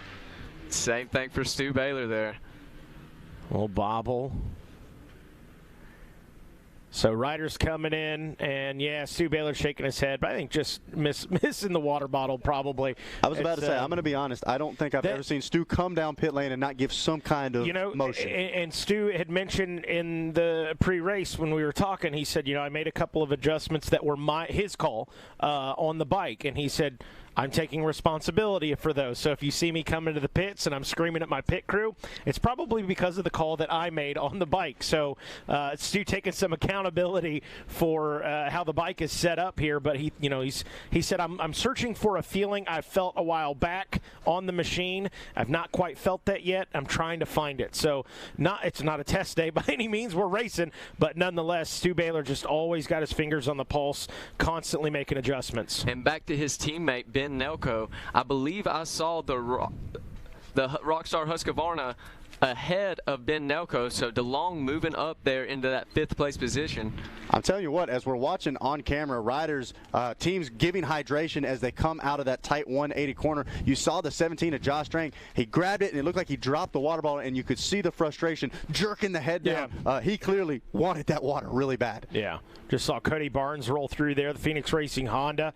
So getting into some of our XC2 guys. Cody Barnes talked with him, and we talked just about how deep the XC2 is. In years past, there always seems to be 1 or 2 major standout guys, and then you've got 3, 4, 5 guys that can compete on any Sunday. But man, this season it's so deep. You can pick out of a hat 10 names that could go out and get a win. Certainly 10, 12 different guys that are capable of podiums. Well, and the results show that as well. I mean, it's flip-flopped all the way around. Everybody's healthy, feeling good, and they know pretty much the start has been the most crucial part. If you can get out front early and try to let everybody spread out a little bit, you've got a good chance of fighting up at the front of the pack. But right now, Ricky Russell just seems to be on another level as that AmPro Yamaha continues to march away. And good for him. He needed to change the dynamic coming out of Georgia, a heartbreaker there. And so a crucial moment answering the call here on the AmPro Yamaha. But Stu Baylor, we're still watching there. All appears to be well, at least from what I can see, both body and bike rolling at a high rate of speed there. So like we said, Stu starting to pick up momentum, and the Diesel going to gain some speed.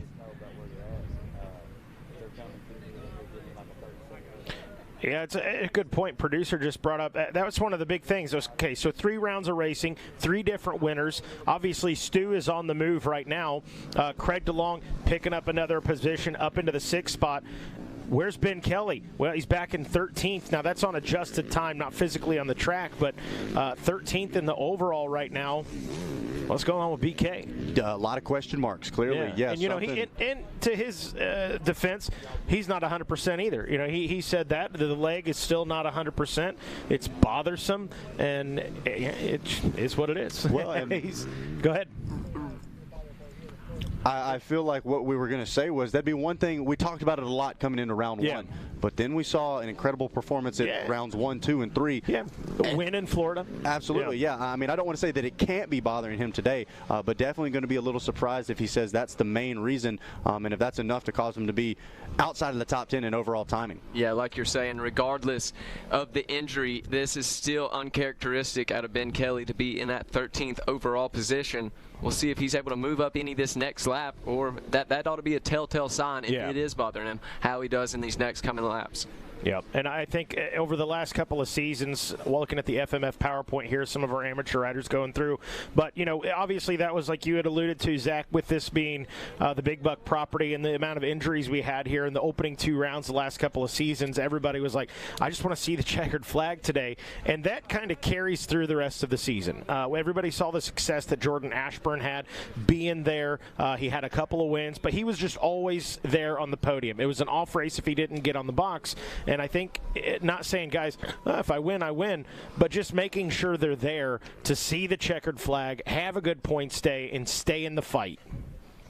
Absolutely, and we're looking at this hill climb here, giving a little bit of trouble to some of the amateurs. Most of our pros able to get through it with relative ease. We saw a couple of different lines develop throughout the ATV race yesterday. Curious to see whether or not we'll see riders starting to bear off to that right-hand side today as well. And Zach, a camera can't do a hill like this justice, as we see some of the bikes getting stuck going all the way up to like the hub on the rear wheel, so a lot deeper than it appears to be on the TV here. Yeah, even watching the fans make their way down, when they start grabbing onto other trees and having to bounce from one tree to another, you know it's steep. Have they clued you in, guys, yet on what we call those people? They're mud fleas. And it's like the pride and joy. You will get to know. We're going to send you both to Howard's Hole at Snowshoe, and it's like a baptism, okay? Good. Johnny Gallagher, that day, he gave me this nice brand new GBC hat. I show up. The guy said, you're a little too clean. Take my hat. They baptized it in the mud at Howard's Hole, threw it back on my head, and that was when I was finally a part of the GNCC Racing Nation. So your baptism's coming, boys. Okay. I'm excited, Jackson. Yeah. Don't wear anything you're too attached to. That's all what I'm white getting that at. weekend, right? That's the whiteout weekend. Guys, yeah. Speaking of things not being the way they appear on TV, when you're here at one of the GNCCs, you can really see the raw power of these bikes. When they come by, they make the ground shake. They are going a lot faster than the TV can do its justice. I went to Georgia for my first one a few years ago and watched it, and I was mind blown at how fast Stuart Baylor in particularly was going. We were standing next to a creek and everybody was going through it, and then Stu came through, hopped right over it. Of course, yeah. No sense in getting wet. Still waiting on our leaders to check in through here through the FMF PowerPoint. We're looking for the 212 AmPro Yamaha of Ricky Russell, who we believe is still out in front, followed by the defending champ Jordan Ashburn. And I'll see a few riders pointing there. Maybe they see something we don't yet. And guys, the score you see on the left of your screen, we are going down through the list. We have a lot of amateurs racing with us today, as well as the pros. They're on the same track, so that is just another obstacle here in the GNCC. Put it in perspective. You watch, some of the amateur riders, and they do well. Like that, he did well. He kept it on 2 wheels. Feet came off the pegs, but he did fine. When the pro guys come through, you're honestly blown away.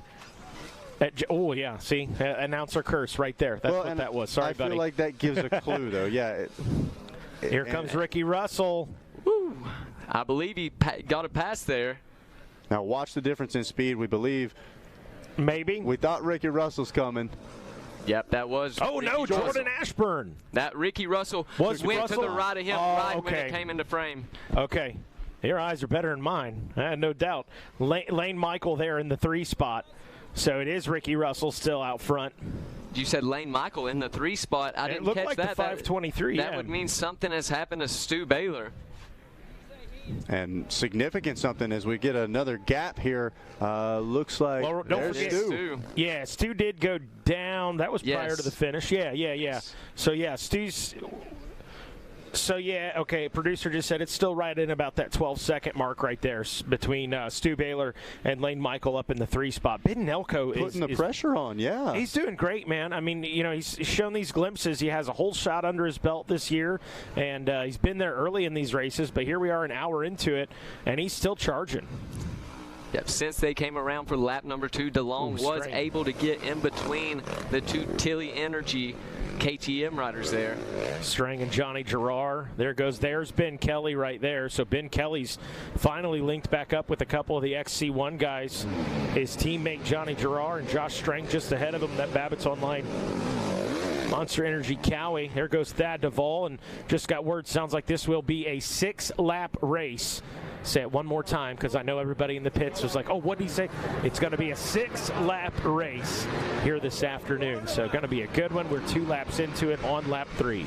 Mikey, speaking of the pits, I'm going to leave you guys to it and head down there and see if I can get a word in with some of the guys, especially at the Rockstar Husqvarna tent. See if you can catch. So still watching as the rest of the field makes their way around. You're clearly able to see the difference in speed there from your top runners to the average riders that are out there. Really shows just how chewed up this course is. Looking like one of the Phoenix Hondas there. It might have been Gus Riordan behind, and possibly Evan Smith there. But some great racing regardless. As there goes the 922. Grant Davis was there. Davis's drop back was up in that number 3 spot, is now dropped back to about 8th, and there is Lyndon Snodgrass looking like he's still running around about that number 9 spot in the XC2 class. Big change up front, though. It looked like Rui Barbosa is starting to get away, and Mason Simmons was giving chase as they came by there. So he had worked his way up into that number 2 spot, gotten around Grant Davis, gotten around Liam Draper, and was really pushing the pace, trying to close the gap there to out front Rui Barbosa. Yeah, and glad to see Mason Simmons pushing back forward. He grabbed the whole shot. We started to see him lose a couple of positions, but moving back up towards the front, a good sign there for him. Mason Simmons, another rider. Ricky Russell on screen. There is your leader on the 212 AM Pro Yamaha.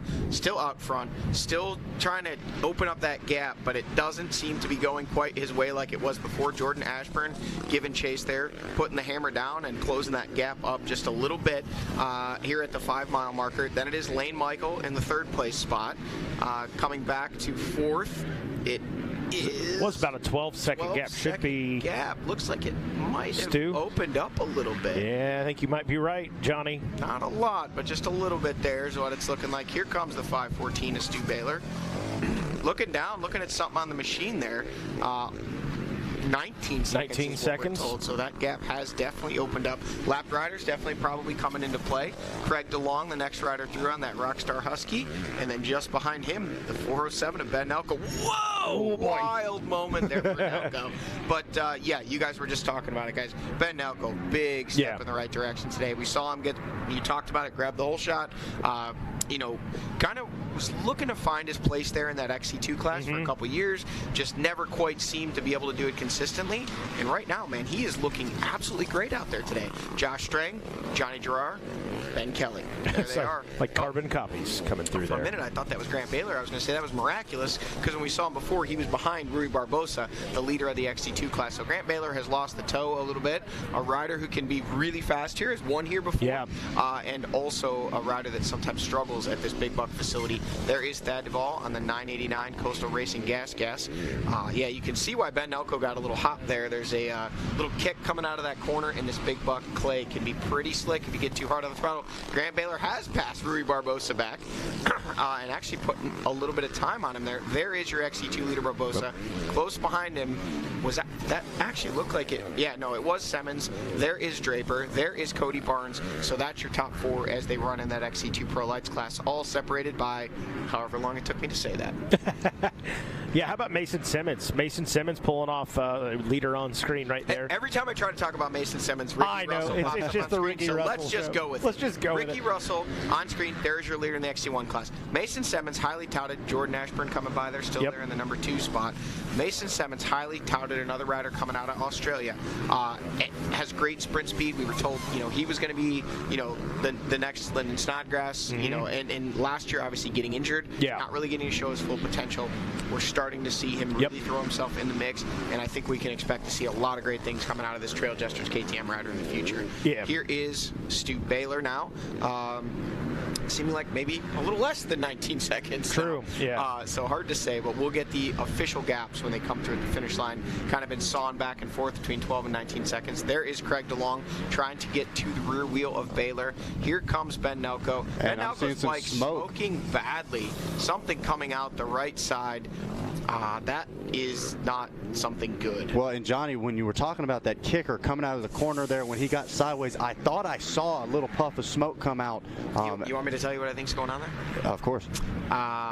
The way his bike is erratically bouncing in the rear end and the way that smoke's coming off the right side almost appears he may have shock oil somehow that is getting onto his exhaust burned off. Look at this. Johnny Gerard's made the pass on Josh Strang, and Ben Kelly putting the pressure on Strang as well. Again, pure speculation. I know nothing, but where that is coming from, it would potentially be if somehow shock oil, if it damaged the reservoir in a crash or something like that, and it was getting down onto the pipe. Could also be engine oil, but it is something leaking onto the exhaust, it looks like, and burning off of the exhaust the way it's kind of ploofing out. It's not the type of smoke you have. It's not steam like from a radiator. It's something coming from the engine and exhaust itself, and that is not that smoke is typically some type of oil burning. There we see the XC2 battle coming through. Those still are your top four. Cody Barnes there in the fourth spot. Just in front of him, Liam Draper. And then Mason Simmons, and leading the way we know it is Rui Barbosa. Well, we got a heated one here at the Tiger Run GNCC. Could we see our fourth different winner in 4 rounds of racing? Stick around. More GNCC on Racer TV after this.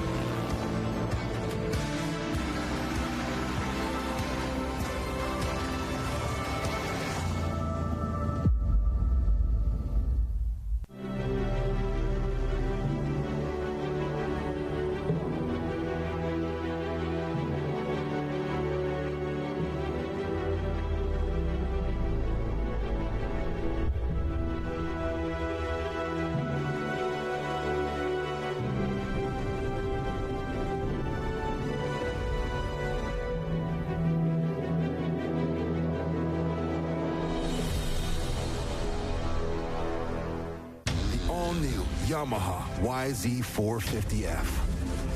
Narrower, more compact, and lighter. Built to do one thing: go faster.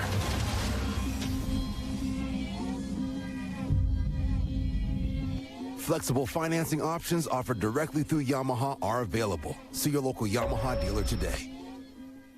Born of family values and a homegrown work ethic, Cometic Gaskets seals your machine so you can focus on the finish line. Cometic Gaskets are the competitive standard for racers who demand the very best. Cometic Gaskets are constructed from superior materials designed to perform in the most demanding environment, whether it's championships on the line or a day in the dirt with friends. Professionals and enthusiasts depend on Cometic. Cometic Gaskets, sealing championships since 1989. Amsoil runs on freedom and has since 1972.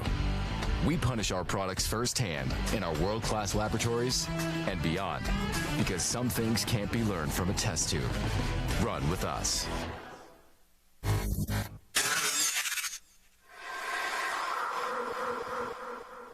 Last season was my best season ever by far. I won a lot of races. I won the championship, and it was also my first year using ARMA. And one of the things I noticed was just my ability to string good days together. You know, like especially in the summertime in Florida, where you're riding every day and the heat index is 108 degrees, and you're doing 230s, and going to the gym and bicycle and all that stuff. I think in the past I've been super inconsistent day to day. Yeah, I may have a good race here or a good day during the week there, but overall I think where I improved the most was my consistency in my recovery.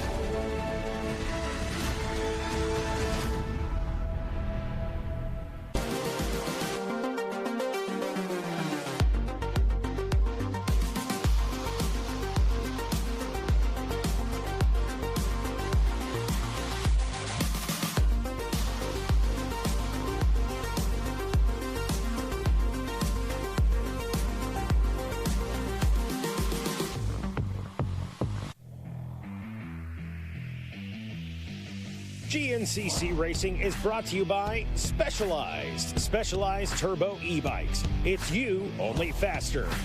And Rocky Mountain ATV MC. Get ready. Welcome back to GNCC Live here on RacerTV.com. Want to welcome those of you watching. If you're just tuning in, unfortunately, Trevor Bollinger suffered a pretty gnarly injury, and I believe Jackson Burrell stands by with Trevor. Yeah, thanks, guys. I'm down here with Trevor Bollinger. Trevor, we heard that you went down. We weren't able to see it. Could you tell me a little more of what happened, man?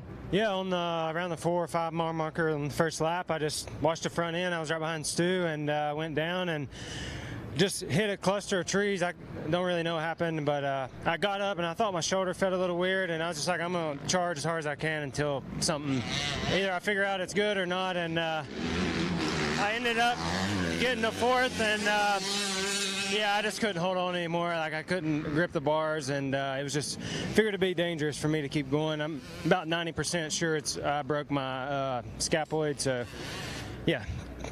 Wish we could catch a break this year, but I was feeling good today, man. I was ready to fight for a podium, and we were definitely in position to do that, even with a messed up shoulder. So go home, get healed up, come back, and I'm ready to get on the podium one of these things. Good deal, Trevor. Well, I hope you have a speedy recovery. Thanks for the interview. Do what? I said I hope you have a speedy recovery, and thanks for the interview. I know you're hurting. Yeah, appreciate it, man. Man, that sucks. I mean, I don't know how else to put it. So that's a bummer for Trevor. Like I was saying earlier, Johnny, like the guy just can't get a break. Like, since he's been in the XC1 Pro class, he just cannot get a break. Yeah, sometimes when things just aren't going your way, they just stack on top of each other. It's unfortunate. Life be like that sometimes, and obviously we wish Trevor a quick recovery and hope to see him back at our next round, or as soon as he can possibly be back and put himself up in position to battle. Well, and kind of crazy, I believe it was that same left shoulder at round 1, so it just, beyond one thing to get hurt at the same place, but the same area as well. Just tough luck, to say the least. Watching the Monster Mile here at mile marker number 10. Again, if you're just tuning in, Ricky Russell, Jordan Ashburn, Lane Michaels, Stu Baylor's in there. Ben Nelko having a terrific ride. We spoke about him. Craig DeLong on the charge, and can't help but think, like, through 3 rounds of racing, 3 different winners, maybe a 4th here today. It's certainly setting up to look that way. Yeah, you know, it's anytime you have a bunch of different guys up front, or a different group of guys, you know, you're increasing your odds of getting a new winner. You know, here we are at round 4 and looking at potentially having 4 different winners, and how much really more parity could you ask for than that? I don't even remember, Johnny, you might know. You're like the Encyclopedia Britannica. I know the question you're going to ask, and I don't know. The last time we had 4 different winners in the first 4 rounds. I'm relatively certain it's happened. Yeah, I'm sure it has. But, you know, last year for these guys at the beginning of the season was pretty boring. I mean, Ben Kelly just went 6 for 6, ran the table. Obviously, going back to the Caleb Russell era, Caleb was lapping up the majority of the wins. Even early in the season, and that was kind of where he did his damage. So, although I'm relatively certain it has happened, I wouldn't know off the top of my head when it most recently was. Was having a related conversation with Caleb Bolton about all-time wins, because Bryson Neal on the ATV side will likely pass Bob Sloan, Ironman Bob Sloan. So then we got curious. We were looking at the bike side. Did you know that Josh Strang has 24 career wins? Should he get another one, he will tie team manager Fred Andrews. That's kind of cool. I did not know that exact number, but I knew Josh had obviously amassed a lot of wins over the years. He's been at this a while. And I mean, that would put him tied for top 5. That's impressive. Yeah, no, it absolutely is crazy. And if you look at, it kind of shows in a way the parity between the bike side of things and the ATV side of things. You look at the top 5 on motorcycles, and you have Caleb Russell with 67. Ricky Russell on screen here is your leader in the Monster Mile at mile marker number 10. Ricky just kind of looks pretty effortless today. Things are clicking for him. He's riding smooth. He's seeming to be having that machine working really well. Here is Lane Michael, and then Jordan Ashburn. So has that changed up since we saw him last year? A flip-flop. Yeah, Lane Michael up into the number 2 spot. Excuse me. So a couple lap riders coming by here, battling in their own right within their classes. And here is now Stu Baylor in the number 4 spot, working his way through. So yeah, the flip-flop from there, Lane Michael up into the 2 spot. Man, look at this guy. He's racy today. There's Craig DeLong, still not able to get to the rear wheel of Baylor, and neither of them really able to make any real inroads. A couple seconds here, a couple seconds there, but still not able to get to the back of that battle over second. We talk about confidence, the confidence boost coming off of a win. Flip that if, great shot right there. If you're one of the guys that has not gotten the win yet, and you look in 3 rounds of racing, 3 different winners, does that give you a boost as a pro rider to say, I want a piece of the pie? Look at that. We saw a pass for second, that was the result of Lane Michael taking a water bottle there. He wanted some hydration there. So we are an hour and 23 minutes into this one. We're getting pretty deep. I feel like a broken record. Speed, never a problem for Lane Michael. Correct. As we get deeper into these things, it seems the mistakes come, the issues pop up. I know he's been having some health issues. Very refreshing to see him, for sure, essentially an hour and a half into this thing, and not only still running solidly in the top 10, but battling for second place. And this is, to me, is a huge step in the right direction. We'll hope he takes this one all the way to the finish line. Yeah, it would be very, very cool. Hey guys, I'm going to jump in for just a second. I'm down here on pit road. Ben Nelko is off the track, and it looks like that KTM is not going to make it to the finish. Ben Nelko out of this one here at Tiger Run. So no specifics on exactly what that was, but we saw smoke. Looked like it was pluming out from somewhere on the right side of that machine, perhaps coming from the exhaust, perhaps coming from the engine itself. A lot of speculation until we get the official word. We'll see if we can get that at some point, but nonetheless, heartbreaker of a day for Ben Nelko.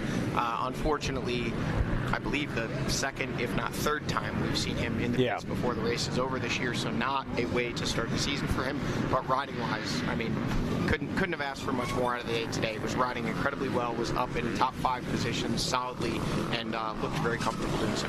Yeah, Ben Nelko, he, like you said, it's like feast or famine. It's almost been this season. He's definitely checked off some good boxes in that XC1 Pro ranks, and honestly, Johnny, I'll say I was like surprised by that.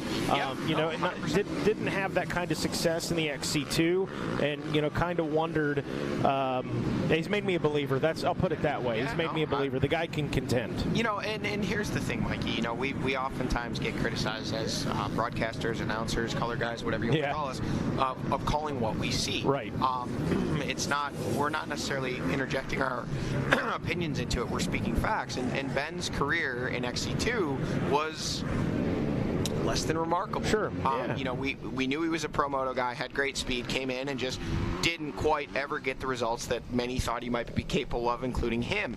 Ricky Russell on screen, going to check in now with 3 laps complete, still leading the way here.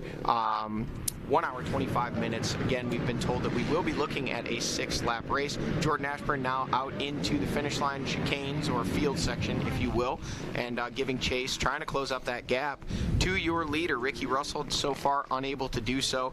Lane Michael still giving chase there in the number 3 spot. So there is your 2nd and 3rd place riders checking in. The gap as they come in and check in, Mikey Waynes?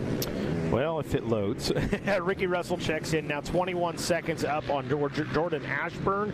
You got about 2.5 seconds back to Lane Michael. Want to get technical, 2.728. And we wait. Stu Baylor should be checking in next if he has not already. 12 seconds is what we were told. It was up to 19 at one point. Oh, there we go. When he checked through the finish, 14.2.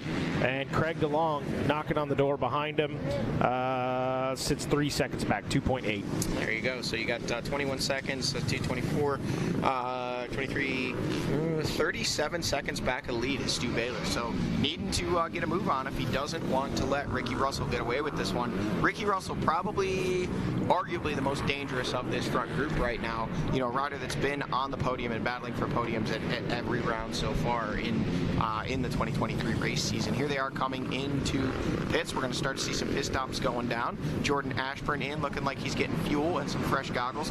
Lane Michael off towards the gas pits. He's going to be getting some service work done as well.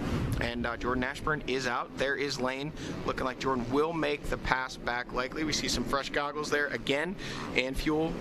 There goes Ashburn having trouble. The machine has shut off, and as such, actually did not make the pass back. So Lane Michael is able to maintain that 2nd place position. Now we're looking at Stu Baylor in his pit, guys. I was waiting to see if they made any kind of adjustments for Stu. You know, he was talking about that pre-race that, you know, he made a couple of calls that were his decision on bike setup. So he said, if you see me screaming at my pit crew, it's not necessarily directed at them, maybe my own decision. So maybe he's feeling good on that machine, or at least good enough to keep it going. Well, we know what we saw very early on from Stu Baylor in the Big Buck GNCC round 1 of this year was the pounding his chest as he came through. A good sign for Stu Baylor. Stu been very competitive today. Maybe just not quite that same edge, that same swagger. If you're a Jordan Ashburn fan at home, don't panic. Yes, we saw them pushing that machine. They got it running. And here he is just trucking along through the woods of South Carolina in pursuit, trying to get back that 2nd place spot from that rider you see on screen in front of him, which is Lane Michael. Josh Strang on screen, the number 17 machine, taking fuel, fresh goggles. Giving up that position to Ben Kelly, looking like he was able to get out ahead of Johnny Gerard, though. So there is Gerard. So Ben Kelly has now made his way around both his teammate Johnny Gerard and Josh Strang, moving up a couple spots and inching closer to that top 5 in that XC1 Pro class. Yeah, going to be interesting to keep our eyes on Ben Kelly. Another dropped bottle there. I've seen more dropped bottles today. We're going to have to work on these guys' handoff. Jordan Ashburn looking like he wanted a little hydration, but it is also on the rider. You have to slow down enough to grab it. You can't expect to grab it at full speed consistently. Bounce Occasionally you'll nab it, but a lot of times you'll drop it. But it is a warm one today. These guys want that hydration, so they've got guys stationed around the course. Lane Michael now feeling the pressure, looking like he may give up the spot. Jordan Ashburn has an outside line. Ooh, good line. Is it? Doesn't make it. Wow. What great action here from the Yamaha live drone, courtesy of Yamaha Racing. We do not normally get to see this kind of action, folks. We hear about it after the race, and today we're actually seeing it. Is that Stu Baylor behind them? Whoever that is staying very, very close to them. It almost would not appear to be a lapped rider as close as they were staying through that shot. It wouldn't seem that it could or should be Stu Baylor, but it is. And he's now got to drive on Jordan Ashburn. So Baylor really dropping the hammer and trying everything to get around Ashburn as he's trying to work his way around Lane Michael. And Stu has the pass made. Jordan checked up there, knew he was going to eat a tree if he did not let off, because Stu Baylor was not letting off there. No, not letting it off. And here he goes again. Baylor, he's not going to 14 seconds back when they checked in and scoring, and he has made up that gap and is now pushing on Lane Michael for the number 2 spot. Stu Baylor's on the gas, folks. It's nuts, just nuts to see. On the heels of Lane Michael in that 2 spot, and Baylor doing a great job working the track. We know he's not a follow-the-leader kind of guy. He's going to find a way to charge around him if possible. And guys, Lane Michael, our second-place rider, overall in 2023, his best finish has been a 16th place. So up there in that second place, is he ready for Stu Baylor behind him? I think if you're Lane Michael, you just kind of give way, let him come by, and just go ahead and let it happen, and then just chase him, try to go to the front. Jordan Ashburn hanging tough though, is still real strong there. And look at that, Stu Baylor now does make a pass on Lane Michael. He has got the lines dialed today, folks. Yeah, no doubt. So if you're in the position of Jordan Ashburn getting around lap traffic, you hang back, you kind of watch Stu in this situation. He's going on the attack mode against Lane right now. But I think if you're Jordan Ashburn or you're Lane Michael, you want to latch yourself onto the rear wheel of Stu Baylor, because he's obviously full charge mode. He's giving it a full push, doing everything he can to try to close up that gap to Ricky Russell. He wants the lead. He wants to be up there. He doesn't want to be chasing a ghost and looking at pit boards. He wants to see Ricky Russell. And if Lane and or Jordan are able to go with, I think we could see a full-rattle battle for the lead here coming up real soon. Nuts. Sense of urgency out of Lane Michael right there as well. Gets past once and says, okay, I know Ashburn's got to be back there somewhere because he was the man behind me a moment ago. So if Stu's on me, I know Ashburn's there charging as well. And guys, that truly can catch you off guard. When you know you're in a battle with someone. Lane obviously had just made the pass. Now look at this. Craig DeLong is now up in this mix as well. He has made his way to the rear wheel of Jordan Ashburn. So it's Stu Baylor tugging Craig DeLong along with him. He has already made the pass on Ashburn and Lane Michael, but Craig DeLong now starting to put the pressure on Jordan Ashburn. And man, DeLong and Ashburn, how many times have we seen that battle in the last 12 months? You know what's interesting, Johnny? Give me your perspective on this. Over the last few years, it was like Caleb would get out front, check out, try to run away and hide. Ben Kelly, try to run away and hide. We saw some of that out of Stu. I got to say, this season, it's felt like kind of almost like old school GNCC, where once we hit that halfway point, now the big dogs go to work. Whereas the last few seasons, it's felt like, okay, sprint for 3 hours. Well, yeah. Am I seeing it wrong? No, but I think there's more at play. It's a complex discussion there. This might ruffle some feathers, but, Caleb Russell in that time period was clearly better than his competitors. For sure. So he kind of had them beat mentally, and that's not saying that they weren't phenomenal riders and they weren't capable of wins, but he had that weapon in his arsenal that he felt if he could get out front, break them early in a race, they would settle themselves back to racing for second and third place. And they were good with podiums. Sure, they wanted to beat Caleb, but when you come by after 2 laps of racing and you're 30-40 seconds down and that guy's just marching away from you and you're like, all right, looks like I'm a 2 guy today. And that was kind of that play right out of his book. Whereas, and then he also had the days where it didn't work and he tried to win him in the end. But I don't think right now really any of these guys are willing to concede a win to anyone. Each one of probably these top 5 go to the starting line thinking, today's my day, I'm going to win it. So it's a lot harder to do. Ricky Russell's another rider over the years who we've seen have great sprint speed and get out front. Wasn't always able to convert those into wins because he was racing against Caleb Russell. Right. And, even in the last couple of years, it seemed like Stu Baylor was able to run him down late in a lot of these races. But, that whole get out front and sprint, it's tough to hold for 180 for sure, man. It's not just the speed, it's not just the conditioning, it's the mental focus it takes to keep up that intensity for that long without making a mistake. Yeah, very good point. Very good point. So I hope I answered your question. I think you did, yeah. Or at least gave you another perspective. It was a good perspective. I'm novice. Lane Michael. No, you're not. I mean, you've watched and called a lot of these races and a lot of this action. There is Ricky Russell doing exactly what you had said we've seen riders do in the past, which is get out front, open up a gap, get out of sight, and force these guys to chase. And when you force people to chase, you put them in a position where they're much more likely to make a mistake. If Stu Baylor was sitting on Ricky Russell's rear wheel right now, I think he'd be I mean, kind of in that zone 3 heart rate, just kind of cruising. But here he is right now, and he is max throttle, just pushing. But look at this. Lane Michael has been able to latch on and is following Stu Baylor. And look, Jordan Ashburn still right there. Looks like Craig DeLong has given up a little bit. He was right on the rear wheel of Ashburn, but going through lappers and, the pace they're running, even just something as simple as kind of getting off balance in a rut, you can give up 5-10 bike lengths. By the time you get that righted and get back on the gas. Just ridiculous. Love watching it, man. So cool. Watching that FMF PowerPoint. That thing's looking choppy. We got the roots are to the surface. That is a gnarly little section right there. I actually thought about taking the old dirty bike out this morning. I was going to ask. And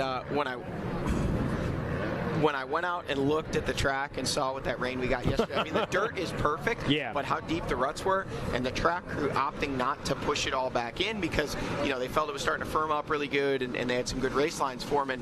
I said, I think I'm good. I would have done more dog paddling than I would have done riding. Here we see now Ben Kelly is the next rider through, being chased by Josh Strang. Josh Strang's still hanging tough with pressure from behind from Johnny Gerard.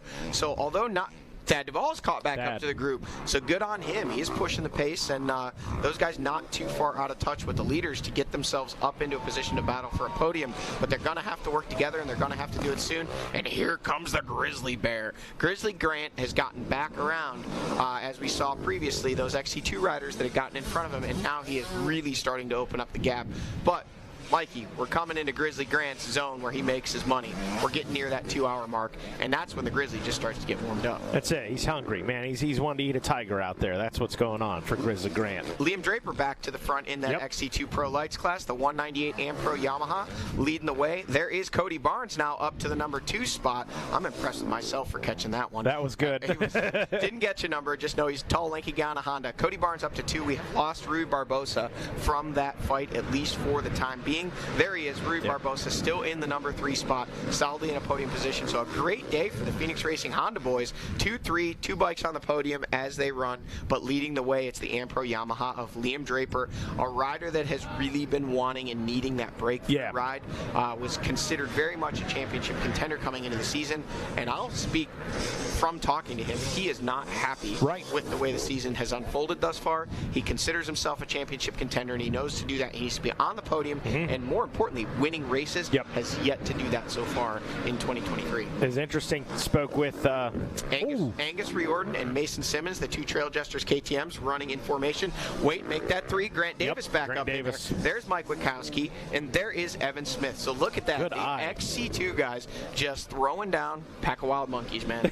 and guys, if you listen to this and you think I'm putting you down, I love it. The intensity that the XC2 guys and your XC2 champion, Lyndon Snodgrass, still not able to get quite up there, but he is getting closer, and I think what we're going to see, he and that Kawasaki team obviously know that Babbitt's Energy, Monster Energy, Babbitt's Online Kawasaki team, they know how to get this done. They've won this championship, and we're going to see him continue to get ever closer. Now it looks like we may have a change-up. Ashburn has gotten around Lane Michael, so he is now up to the 3 spot. Then it is Craig DeLong, who's starting to close the gap a little bit back up to Lane. So Lane has dropped back to 4th, and Craig DeLong there in the number 5 spot, which means the next rider by Ben Kelly up to 6th now. We've seen him kind of hovering back there, was back in 12th, then up to 9th, and he's kind of slowly working his way up. But again, it becomes a points game for him. Your points leader coming into the event needs to get max points to try and retain that. But with Stu Baylor in 2nd place, pushing his way up ever closer to the lead, it's going to be tough. He's going to really have to turn on the juice if he wants to get up there. Points all over the place. Obviously, Ben, your points leader coming into today, Stu in the 2 spot, and really Craig not far off from them either. He's certainly within striking distance. There is Ben, and there is Kelly, Ben, and still the shadow of Josh Strang, but it looks like they have shaken the Johnny 969 Gerard. of Johnny Gerard, and Thad Duvall has actually made the pass now. So that is your 6th, 7th, and 8th place riders. Here comes Johnny now, looking like maybe had a little off. Kind of gathering himself back up, but he's got some heat from behind from the 314 of the Grizzly Grant. And man, here's the thing, Mikey. We've talked about this. 2 minutes back, we've seen Grant Baylor make up. Now, this is in years gone by. Right. It's different every year. The talent changes, the pace changes, the tracks change. We've seen Grant go 2 minutes faster in the last hour of racing than virtually everyone else on the track.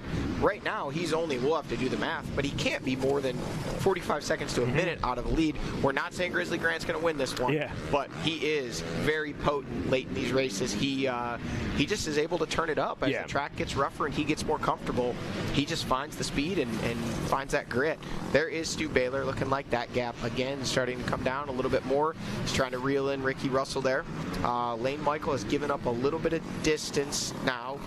Jordan Ashburn actually up into that third spot and definitely starting to lose a little bit of ground to Stu Baylor. Yeah, back to Grizzly Grant. Spoke with him prior to the race. There is Craig DeLong. Up to fourth, has made his way around Lane Michael. But yeah, Grant Baylor said, once we're in the thick of the race, I can turn it on. I'm not worried about that. He's like, it's my starts. I gotta find a way to get my starts and he doesn't need a hole shot, he said, but he certainly, and time is ticking here, Johnny, but he certainly needs to be up there in the fight earlier.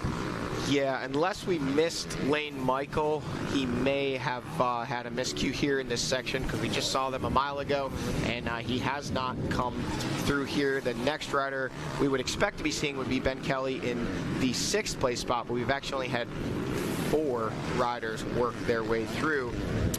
Still no Lane Michael, so we'll be expecting to see Ben Kelly, and there he is. So Ben Kelly now up to the 5th place spot. Unless we missed Lane there, we will wait and see. Look like that may have been, nope, there is Strang, and there is Thad.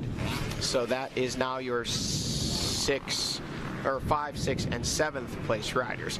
They all move up a position as it appears we may have lost Lane Michael here at the 6-mile marker. We'll wait and see. We'll have another camera shot at the 10, but for the time being, we did not see him come through this shot here at the 6-mile marker. Hour and 42 into it. 3 laps in the books. If you're just tuning in, it'll be a 6-lap race for you here today. Ricky Russell in control of this one aboard that Ampro Yamaha. Hey, the story's the same. Will we see a 4th winner in 4 rounds of racing? Stick around. More GNCC after this.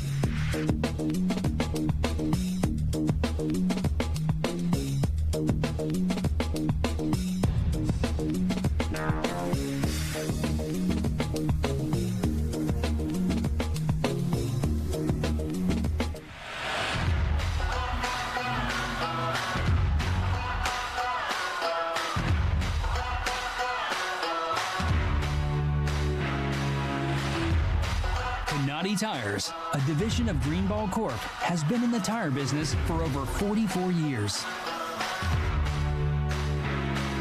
We're passionate about developing quality tires that perform great and bring extraordinary value to our customers.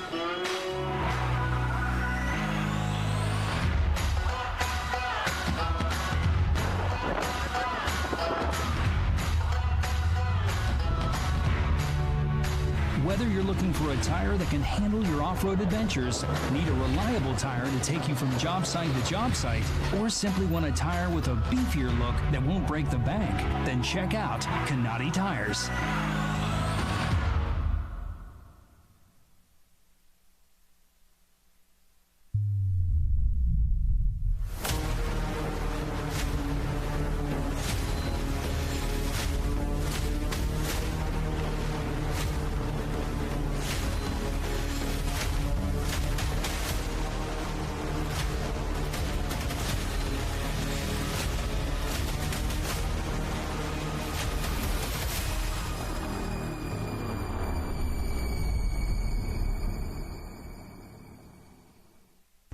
The United States Motorcycle Coaching Association has been setting a standard for motorcycle coaching since 2016. Coaching is important for all riders, no matter the age or skill level. The USMCA connects riders with coaches, whether the rider is just starting out on their motorcycling journey, to a competitive amateur racer looking to reach their next milestone, or the professional athlete trying to clinch a title. Download the Motorcycle Coaching app and get connected to a USMCA certified coach today. Even when you're the best, you never stop striving to be better.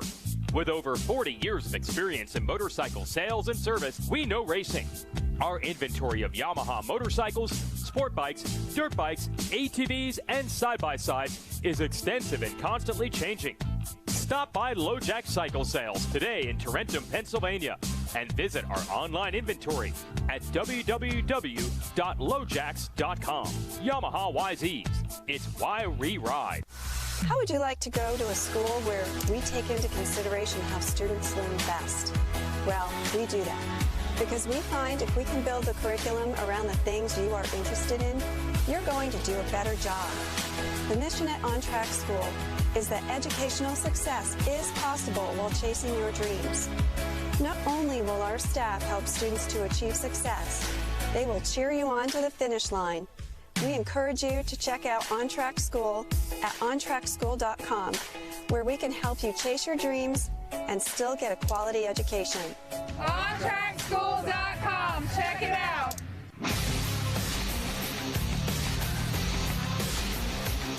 In the premier form of off-road motorcycle racing in the world, it's the beginning of a new era. 17 Supercross, 11 motocross, and those 3 playoff rounds.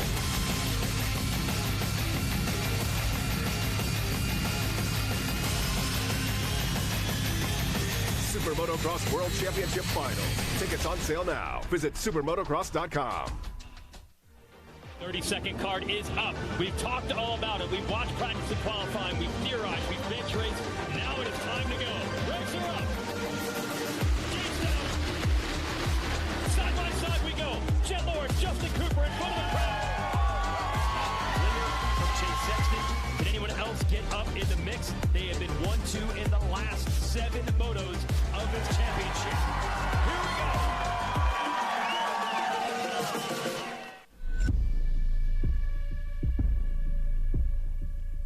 Every race, every day, in every way. Print, social, digital, video, photo. Every race, every day. Every result, every story, every rider, everything. Moto every day with Racer X.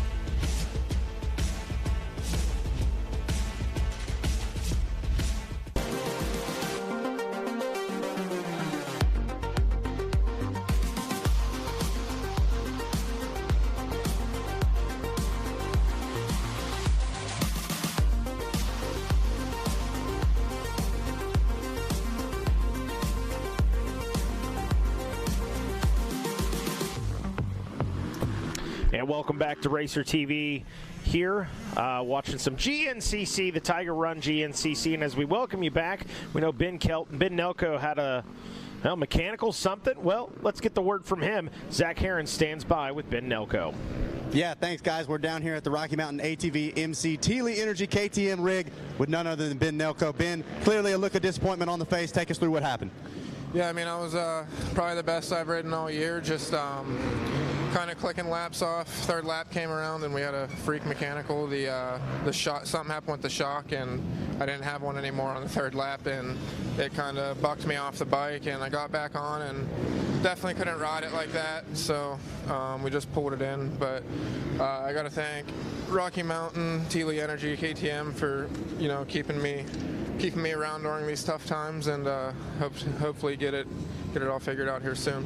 Now, some tough luck without a doubt. Let's try to focus on the positive, though. Beforehand, you were coming through looking really strong. How were you feeling before everything went down?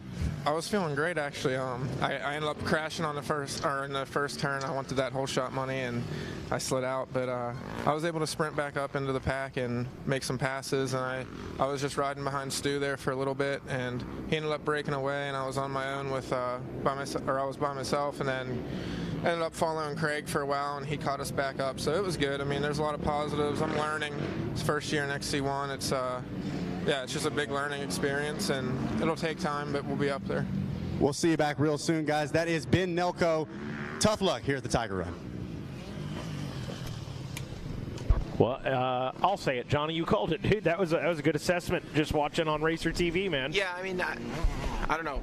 Mike, you may not know this, but I've done this for a minute. Really long time. Yeah, that was the color of the smoke and the way it was coming out. I was pretty certain it was obviously oil smoke, but it wasn't the kind of oil smoke coming out of an engine. It was coming as it was being burnt off the exhaust. I wasn't certain, but where it was located and the way it was coming out, I was pretty certain that he had damage to that shock canister. What happens is you have the hydraulic fluid inside the shock oil. It can come spraying out if that gets damaged or a seal goes out or whatever it may be. It ends up getting on the exhaust, and at that point, it's what we call a blown rear shock. What happens is typically when the shock loses oil, it also loses all of the nitrogen pressure. Without getting into the science of Supercross here, oh, look at that, Jeremy we'll get McGrath. into the science of GNCC. The nitrogen is what actually stabilizes a shock. It keeps the oil from cavitating, which means that air bubbles get inside the oil as it gets forced through the valves inside the shock. When you lose nitrogen pressure, the shock just bounces all over uncontrollably, and that's how we saw him kind of come into that corner. When he sat into it, you saw it rebound kick sideways, and it looked like he was on a bucking bull. That's what you're seeing. Looks like Mac Faint on the left of the screen there taking some photos. He's typically aiming for leaders. Looks like maybe he was just lining up a shot because nobody's coming. I got excited. Thought we had our leaders coming. But we do know they are on their way to the 10-mile marker. Nonetheless, if you're Ben Nelko, you've got to take something away from today. Absolutely. He proved that he has the speed, the composure. He was there. And after a bad start, and too. I think we're going to see it more often. I mean, this is, again, it's that confidence thing. Now, that looks like a shooter's pose right there. And that is not one of our leaders. He's just taking some pictures of the guys as they come by. We got to get Mac on the same regiment as Hollywood. That's right. To wave at the camera. Give him the wave. Here they come. Mac takes everybody seriously, and I like it. He's getting those photos, getting those images out there, and showing the racing to the world. There is the leader. Russell. Oh, giving the big rev. Did you see that elbow drop down? He was letting that lap rider know he's coming. And thought we might have seen a shadow there. Thought it was Stu Baylor, but the gap's still not down to nothing. But Stu is trying to chip away at it. The gap, last we knew, although it was 21 seconds at the finish, we're told, was it 34? We were told. I don't remember that. The last, oh, it is. There he is. We're in that ballpark for sure. Yeah, so Jordan Ashburn. Jordan Ashburn there in the number 2 spot.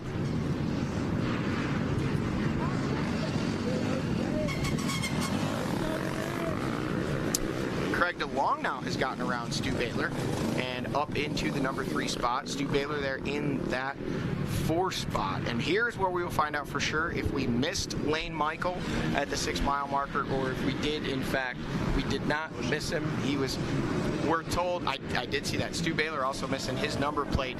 We're told Lane Michael was actually pushing his machine back to the pits, meaning he has departed from the race. Bad news. He's out for this one, at least for the time being. We'll see if he can get that machine going again. Good news, was riding well and not injured. So that's a lot of times when you're the pit crew, you're just kind of looking to see what you can salvage from the day. And when you see your rider come back healthy, that's a plus. Ben Kelly there in the number 5 spot. Josh Strang in the number 6 spot. Those guys through here at the Monster Mile at mile number 10.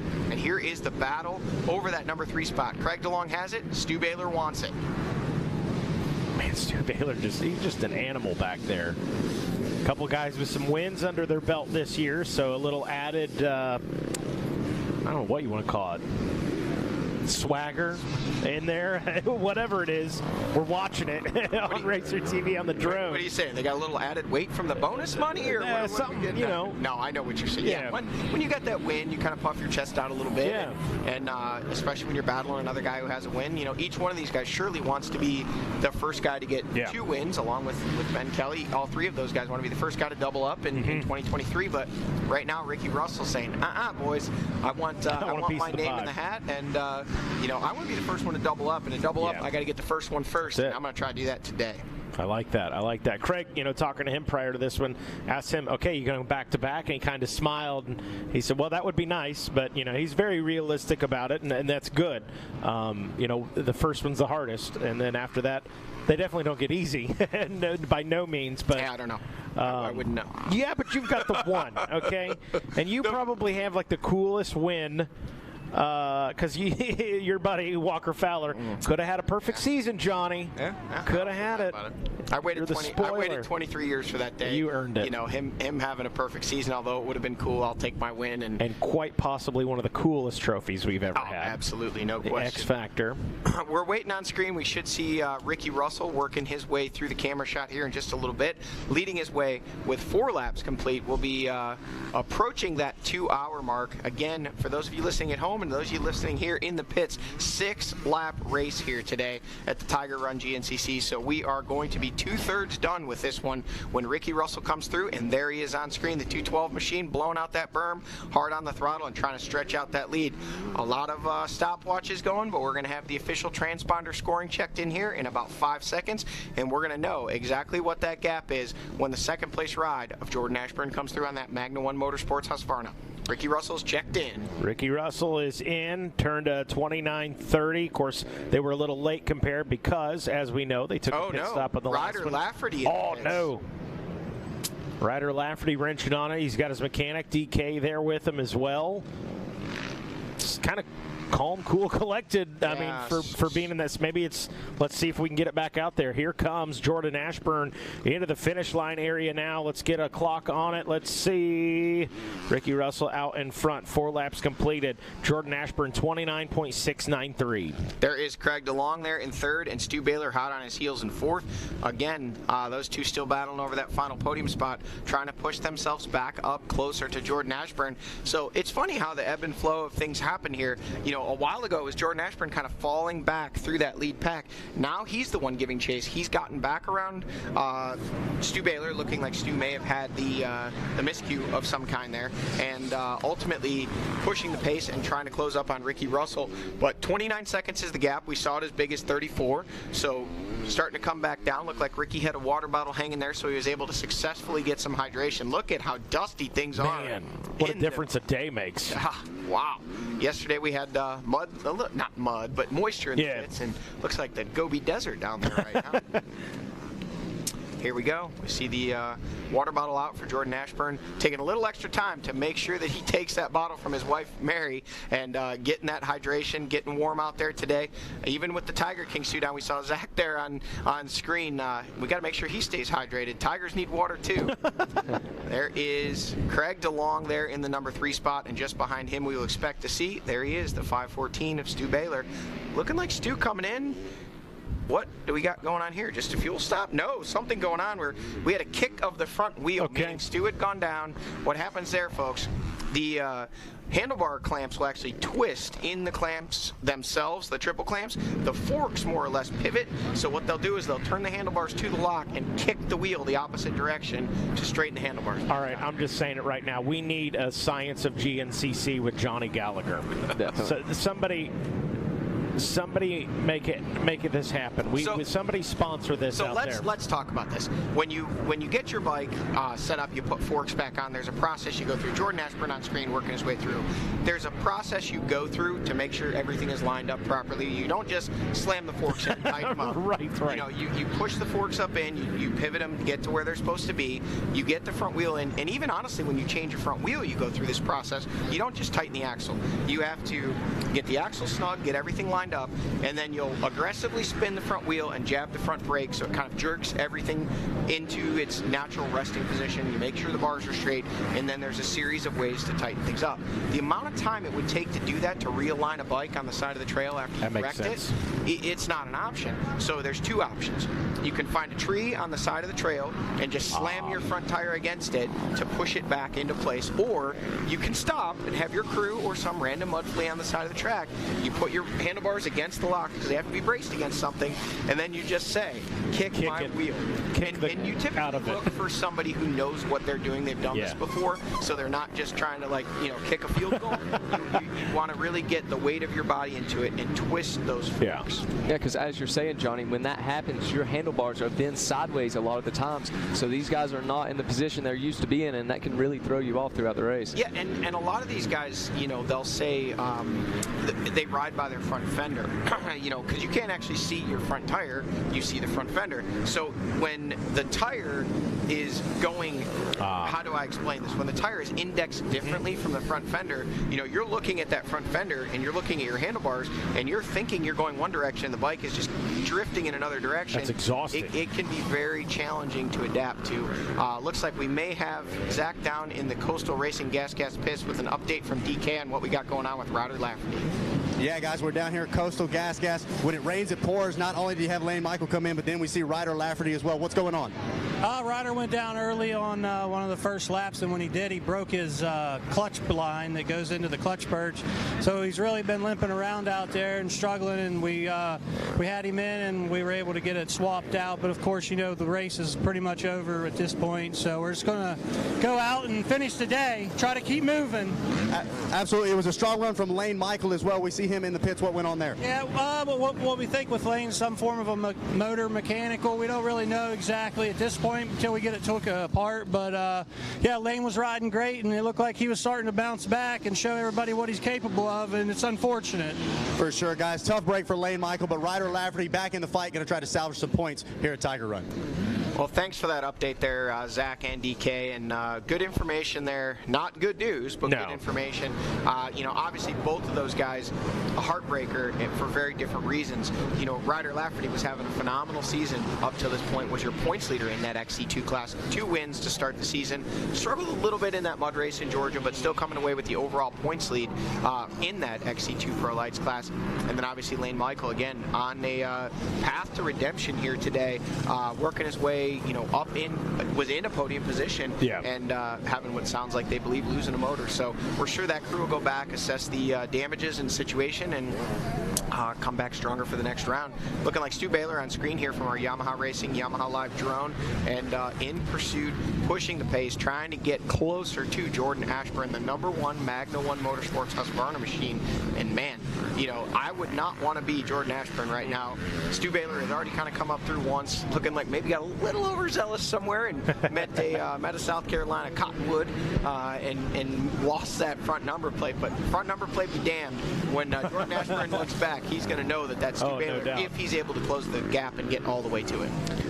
And guys, one thing to note, Jordan Ashburn, he got second here last year when we were here for the Tiger Run, so he's in a familiar spot for himself. Yeah, Ashburn, and too, he's been off the podium all season and through 3 rounds of racing, uncharacteristic of Jordan Ashburn. So I think we see a very serious, very methodical Jordan Ashburn that's going to be willing to lay it out so that he can make sure he gets himself in a podium position or stays in a podium position. I was going to reference that, Mikey. Jordan Ashburn, Mr. Consistency in the last several years, obviously last year, getting some wins and always on the podium. But even before that, consistently on the podium or near the podium. And this year been near the podium, but coming into round 4 to not have a podium yet was out of character for Jordan. Obviously, can't ignore the fact that he was in a podium position, battling for a podium position at Georgia, and had that bike issue, was able to salvage points like we talked about earlier in the show.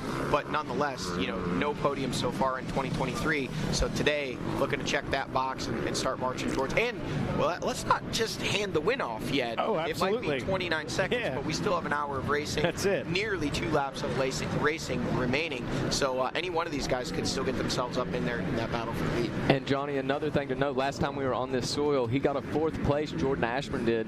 So he's up there in the fight here at this property. He got a 7th in round 2 and then a 10th, as you were saying, in round number 3. And if you remember that round 1, Jordan Ashburn, Craig DeLong battled right down to the finish over that 4th place spot. They were 4 and 5, but they were not at all far behind your 3rd place ride of Ricky Russell, who ended up 3rd there several weeks ago now when we were here. And then Ben Kelly in that number 2 spot. They were all very close. So Jordan coming in 4th, but realistically just a few seconds from, and if you go even further, not all that far off of Stu Baylor. So these guys were all very much in the mix for the win at round 1.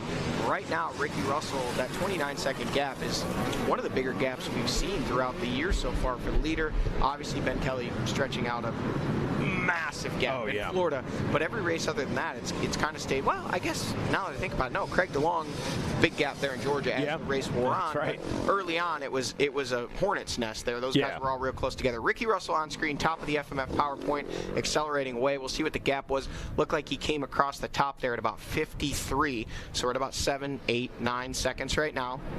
2:04.53 is kind of when he came across the top of that shot, and we'll see what it comes to be. 29 seconds is what it was when they checked in with 4 laps complete in the scoring section. So 4 miles later, here comes your second place ride of Jordan Ashburn. Now I have to do maths. Did I say 53? I think you did say 53. Yeah, now I'm questioning. Yeah, I don't know. We'll let them do the math. It was around 29 to 30 seconds, somewhere in there. So it stabilized around that 30-second range. He's got the abacus out. I jumped in at the wrong time. Too many numbers. There we go. Stu Baylor now putting even more pressure on Craig DeLong over that number 3 spot, and they have a bit of a gap over our 5th place ride, which we last knew to be Ben Kelly on that 530 FMF KTM machine. Again, still in tow behind Ben in the 6th place spot. Josh Strang kind of rebounded, was strong there in the first lap, was leading a bit, and then up into a podium position, kind of dropped back, and has, oh, here we go. There is Ben Kelly, and he has lost Josh Strang, at least for now. Strang was kind of on his rear wheel when we last saw him, and looking like still there, just a little bit further back. Next rider we had seen would be the 989 of Thad Duvall, and on cue, here he comes. We're getting word in from the the track crew that Thad Duvall's bike is not smelling great. Could just be clutch abuse. Thad may or may not be known for that, and that can. Let me rephrase. I don't want to use the word abuse. Clutch torture. Torture.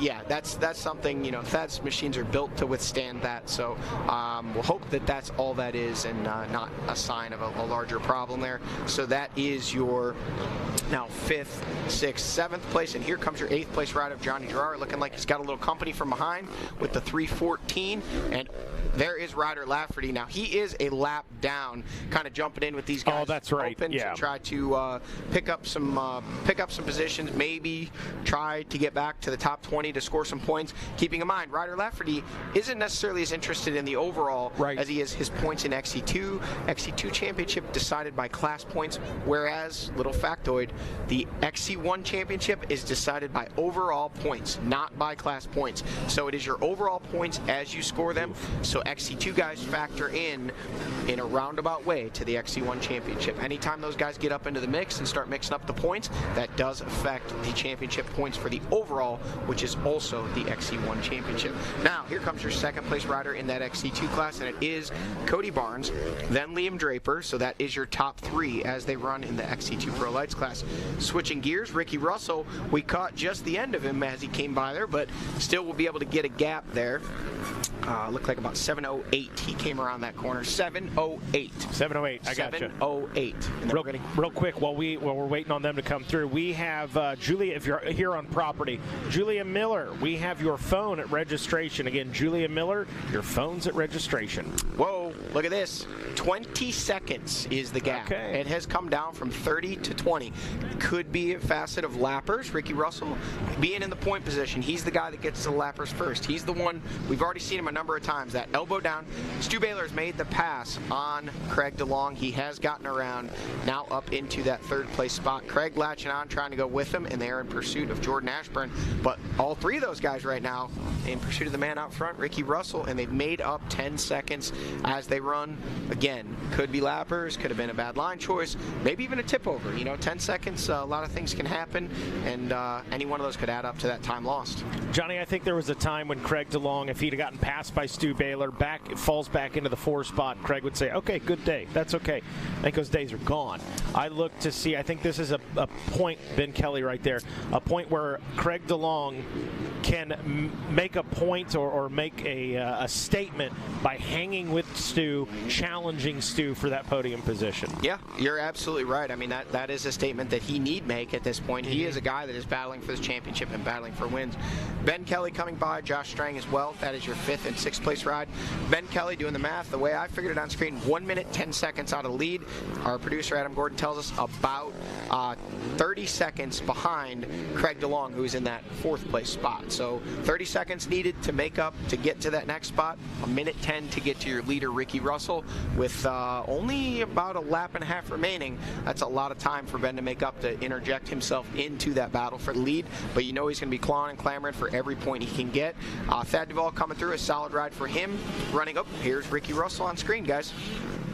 Ricky looking fantastic there. Going back to Craig DeLong, speaking of that, as far as the mentality, I've got the win. I know I can do it. I've just got to do it again. It looked like he was still on the attack going after Stu Baylor. You saw him carrying the momentum around the outside. So DeLong, like you said, Mikey, the mind shift is changing, and the fight, I think, is really going to get started here with that Rockstar Husky rider.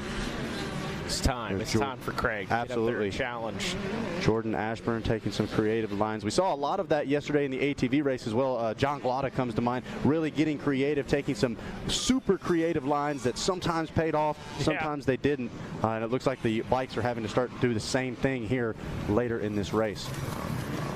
That is rough through there. And there goes Stu Baylor and also Craig DeLong. So that is your 3rd and 4th place riders.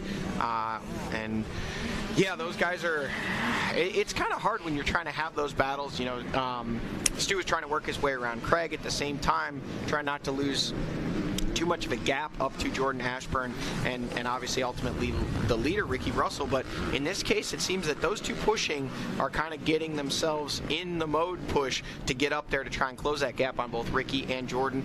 Ben Kelly back. Yeah, looks almost exactly about 1 minute 10. That gap has kind of stabilized itself. So a solid push here these last 2 laps for Ben Kelly to work his way up. And Josh Strang looking solid there, man, in that number 6 spot.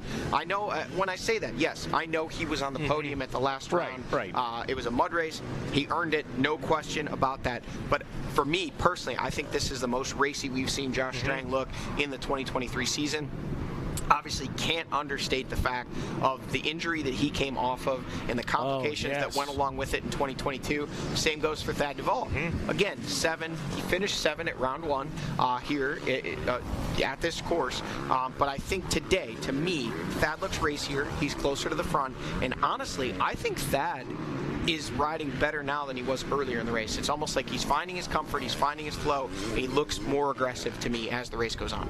Yeah, I can't disagree. You know, he's been right there with those guys, hanging with them. So here good we to see that on our 8th and 9th place rider, and it is Johnny Gerard and Grant Baylor.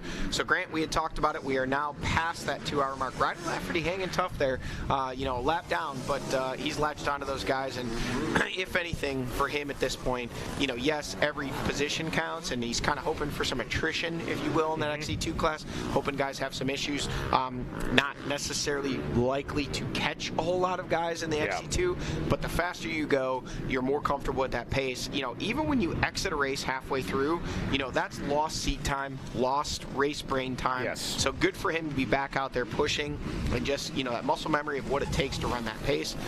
Going back, looks like a lap rider here. Well, and Johnny jumping in right there, I was able to go down to the gas rig while they were working on the bike. Ryder literally kind of sitting back, helping when he could, when he wasn't. Sitting back there, you could tell the heart rate wasn't spiked. He wasn't breathing super fast. Calm, cool, and collected.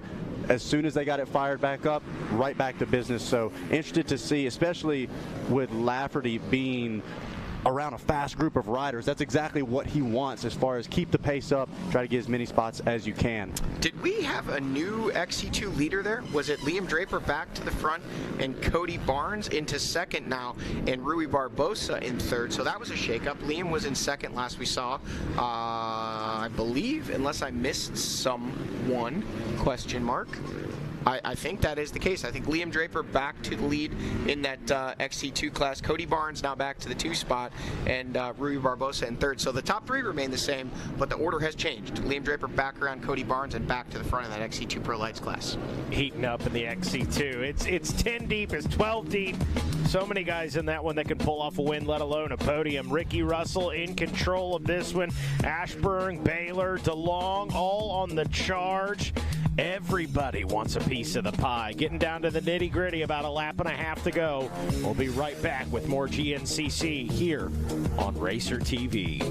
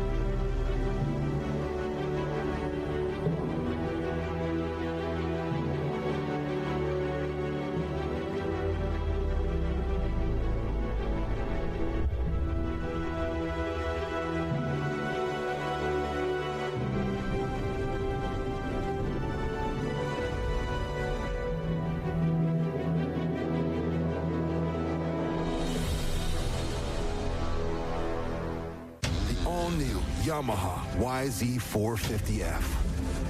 Narrower, more compact, and lighter. Built to do one thing: go faster.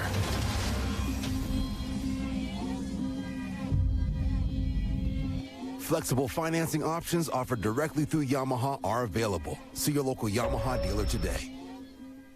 Born of family values and a homegrown work ethic, Cometic Gaskets seals your machine so you can focus on the finish line. Cometic Gaskets are the competitive standard for racers who demand the very best. Cometic Gaskets are constructed from superior materials designed to perform in the most demanding environment, whether it's championships on the line or a day in the dirt with friends. Professionals and enthusiasts depend on Cometic. Cometic Gaskets, sealing championships since 1989. Amsoil runs on freedom and has since 1972. We punish our products firsthand in our world-class laboratories and beyond, because some things can't be learned from a test tube. Run with us.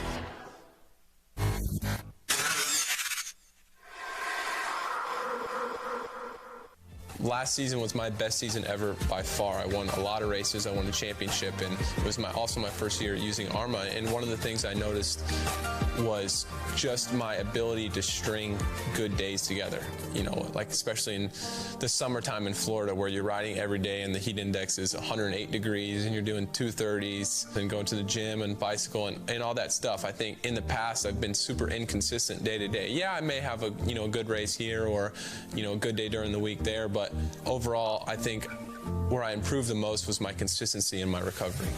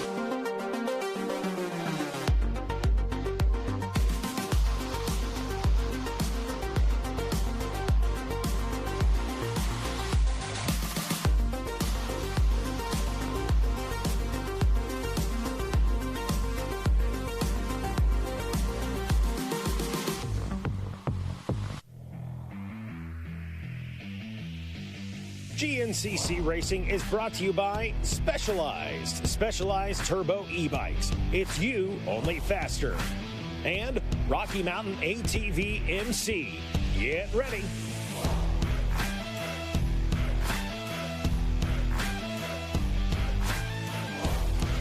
All right, welcome back to GNCC Live here on RacerTV.com, baby. Boy, we've had a good one, and we had a good one last night. The Stasic race, they always come out in full force. It's a race for fun. It's not a points race. We're just out there ripping Stasics. Don't tell these little kids that. Wait a second. What do you mean? Because have you not seen these kids? This is what I'm saying. It is bar banging, elbow to elbow, wheel to wheel. Fallon Holcomb got to lead everybody in the Pledge of Allegiance. That's always very cool. And look at him. How cute. He's picking his nose. He's picking his nose. That'd be my kid on the starting line. He's picking his nose, digging for gold. That's okay. I'm sure he still had fun. Look at him. We got the Mohawk, Metal Militia. He's revving it up. He's getting it warmed up. Oh, yeah. You got to keep it warm. You got to get that battery warm. You got to keep the battery warm. What a whole And shot. they're off. You know what? Honestly, shout out to, like, Ricky Towery, Griff Cotter, George, DJ Judd. Like, I know I'm speaking on behalf of all of us. We bust our butt on a Saturday, and in the evening, those guys go out and they just keep it going. They keep the party going, and they bring the energy. That kid's just running, you know. He doesn't even have a Stasic. Get off the track. Yeah, there's a race going on. He's like, I'm cheering on my little brother. He's wearing his bib. He thought he could run alongside. He was actually a part of the Mud Flea Apprentice program. That's what that was. Here's the thing, guys. Look at this right here. You see these young riders out here just giving it all they have, getting a little bit of woods action this weekend, which is rare on some of these Stasic courses. But you're looking at the future of GNCC racing. That's absolutely right. 10 years from now, these guys are battling for XC2 championships. That's it. I mean, guys and gals. Guys and gals. Speaking That's of, it. There's Jacoby Duvall. Jacoby. Dad Duvall's son. And, you know, they have these machines now ranging up to the 20-inch. Yeah. That they're like little E50s out there. I mean, they rip. You hear the motor spool up, and you're like, that thing got a turbo on it, man? See, it's so cool, though. Like, you alluded to it, Johnny. It used to be like, okay, when they're on the P-Dub, that's when they're starting out. Now, by the time they get to a P-Dub, they're like an old wily veteran. Well, and They've we get to racing for so long. Yeah, sorry to cut you off there, Mikey, because you're totally right. We see it in the micro races. These are little kids. Racecraft, exactly. Yeah. I mean, scrubbing and whipping. Sorry to interrupt, boys. There's racecraft right on there. Screen, and that's no P-Dub. That's a Yamaha YZ450 that's barking through the woods of South Carolina today. Here at the 10-mile marker, last we knew, 20 seconds is what Jordan Ashburn had chipped that gap down to. Oh, boys, not 20 seconds. No, not anymore. We have Jordan Ashburn on the charge, and he is chipping away at the gap. 16 seconds is what we're told. He is getting ever closer. Front number plate be damned. Stu Baylor on the charge, trying to get a little closer to Jordan Ashburn, but right now, solidly holding on to that number 3 spot and open up just a little bit of a gap over Craig Delong. Craig Delong there in the number 4 spot. 21-25 as he went by there. We'll see what the gap is back to Ben Kelly. Last we had seen it was 30 seconds. Not Ben coming just yet, and a lot of lapped riders. That probably explains the changes we've seen in these gaps. Anytime these guys got to make passes through these tight Carolina pines, it's hard to do, and time can be gained and lost quickly. Yeah, absolutely. And now that Stu's got the aerodynamics figured out, now Ben Kelly coming into picture there. Were you clocking that? Was that about 30? Oh, I got to talking and babbling and forgot. It was 20 something. Sounds about right. Yeah, it was right about 30 seconds, give or take 16. There is Jordan Ashburn on screen. Speaking of 16 seconds, last week clocked him 16 seconds behind race leader Ricky Russell. That Ampro Yamaha out front, man, 4 seconds lost from the last camera shot. Not anything crazy, but 4 more times, he's on his rear wheel. I mean, anytime you see changes in the gap like that, you know the pit boards they're getting erased and rewritten, and all that information is being passed along to these guys. They're doing everything they can to, if you're Ricky Russell, you're trying to stretch it back out. If you're Jordan Ashburn, you're trying to reel him in. Yeah, without a doubt. I'm curious. We've got this great Yamaha live drone shot. Obviously, the Evergreen giving us some cover here, but I wonder where that time is being made up, whether or not he's got some lines figured out or something, because he doesn't seem to be running a whole lot faster of a pace than Ricky Russell up front, but surely enough, he's starting to chip away at that lead. Well, as we saw there, Zach, you know, there was a lot of lapped riders that they had to come through, and if you're the guy in front, every time we see Ricky Russell, it seems like Like, he's got that elbow tucked into his rib cage. He's got that wrist bent down, and he is revving the bejiminies out of that Yamaha YFZ 450. That Ampro machine, just the valves are floating. He's making all the noise he can to let those guys know he's coming and he wants around. And that all adds up. A second here, a second there, when you're having to make those passes. Now, that happens. Ricky kind of rides away. A little bit further down the trail, they hear a bike coming. They know it's likely another top XC1 rider, and they're going to kind of try to give way a little bit quicker. And it's not, there's no favoritism being played here. It's just you're not aware the leaders are coming a lot of times. You're kind of in your own little world, you know, out there racing, maybe even battling with the guy in your class. And especially if you're in a tight section, it can be very difficult to get out of the way and let those riders through. So a lot of times, the number one spot is not where you want to be when you start catching lappers. Yeah, it makes perfect sense. So many of those riders caught up in their own battles, and it makes perfect sense. We see it even in the motocross world. Lappers get caught up in what they're doing. They don't realize it's the lead pack behind them, and so hopefully that's not going to be the tail of this race, though. We understand it's a part of it, but I want to see Ricky get a fair shake, and if Jordan can track him down, I think it's going to be a great battle coming all the way to the line. There we go. Yep, there is Ricky Russell on screen. Berm blasted. We will see a white flag waving in the hands of Ricky Towery. We see Lucas Statham there with the pit board out, likely saying something along the lines of, get going, Ricky. Rough and Rowdy needs to get real rough on this last lap here because he can't give up any more time. 16 seconds is what we saw it was at the 10-mile marker. Here, a little bit further along the trail. That is not your second-place rider just yet, but there he is, Jordan Ashburn, and we will refresh here and see what the official timing and scoring gap is when they come in here. Well, Jackson Burrell's going to take over, refresh that gap, and Jackson, what do we got? Refresh, and it looks like there's about 22 seconds separating them now. So Ricky Russell able to get a couple seconds there on Jordan Ashburn. But guys, this is the kind of ride we've been expecting out of Jordan Ashburn all season long, especially coming from our defending champ. So I have to guess when he gets this white flag, he's going to know it's time to put the hammer down and see what he can do over this next lap. All right, guys, let's get your opinions here. We're not going to do predictions, but just straight up, 22 seconds. A bridge too far to cross if you're Jordan Ashburn? Can he do it? Can you make up that time? Can you push that pace enough? Ricky Russell there getting a little bit of hydration and through the GBC Tires pit stop area. No pit stop for him, just a quick drink bottle, making dust. Going to make it harder for his pursuer, Jordan Ashburn, to carry that pace through there, kick up a little dust. And here comes Jordan Ashburn. We see his wife Mary there stepping out to the edge of the track, looking like she's going to get him a water bottle as well. And Jordan's saying, yep, want that. And in pursuit and on the chase. What do you think, Zach? 22 seconds. Is it a bridge too far to cross? I'm not going to say that it's too far to cross, but I think he's going to need help from Ricky up front. He's going to need, even if it's just a bobble, something to throw the Ampro Yamaha off his game, because it seems like from the drop of the green flag, Ricky has been hard charging and trying to pull away this entire race. Jackson, what about you? What do you think? I think there's too many variables to really call it, but I think Jordan Ashburn has really put himself in a good position right here for this white flag lap. I think this is the perfect position. If he can just put down a solid lap here, I think he could. I think if everything went his way, he could do it. Well, so if he is able to do it, that would be the first win for your defending champion here in 2023, and a big step in the direction of trying to defend that title.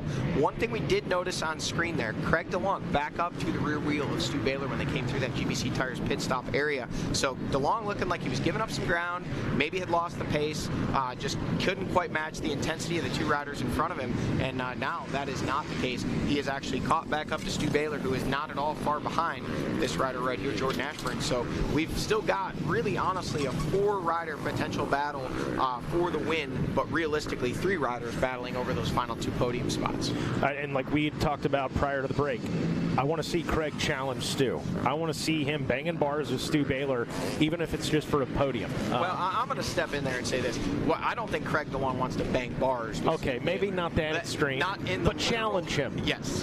But challenge him. Well, you're seeing it on screen. Okay. I don't know if maybe you knew this was going to happen, but what we're seeing right here is a challenge from Craig DeLong to Stu Baylor, and the last thing he's going to want to do is bang bars. If you put these two guys, have you ever seen like the matchups they do in like the MMA fights, and they show them on screen or they stand?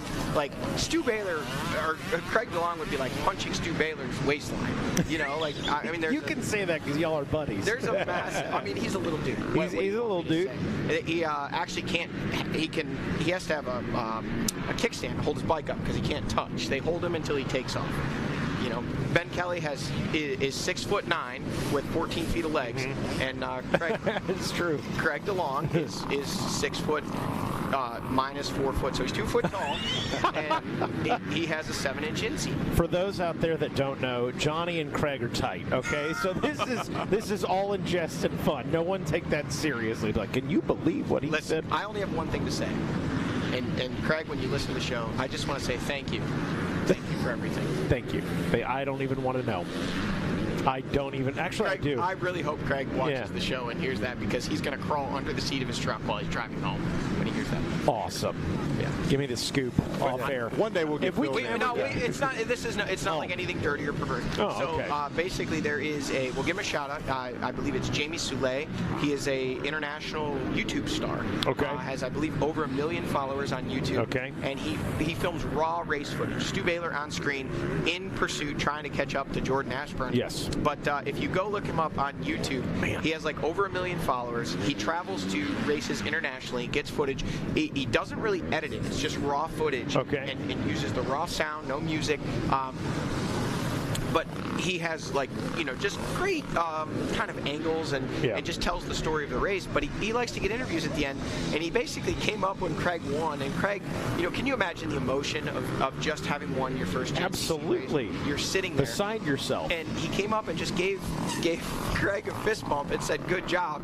And Craig, in the moment, just looked at him, and on camera, and it's on YouTube, just says, "Thank you for everything." And after the fact, we asked Craig, I'd like to thank the Academy. What were you thanking him for? And he said, "I have no idea what I even said. Like, I was just overwhelmed." You know by what? emotion. I give him a mulligan on that. That's fine. Dude, for sure. Say whatever you want. I just won. Yeah, exactly. So, no, that is the thank you for everything. But here we are at the 4-mile marker. We're waiting on our leaders. Ricky Russell still out front. 22 seconds as they checked in at the white flag.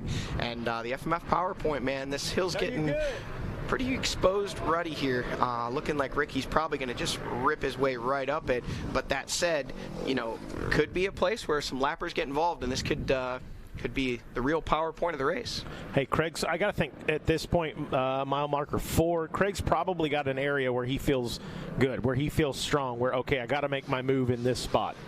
But getting around a guy like the 514 Stu Baylor is a task in itself. Well, and these guys know that as well. Yeah. Obviously, Stu Baylor, a character in himself as far as a face of the series. They know it's not going to be an easy pass to be made. And it looked like DeLong was trying to set that up. He had closed the gap back up. So like you said, Mikey, I can't help but think he's got something picked out where he's going to try to pull the trigger.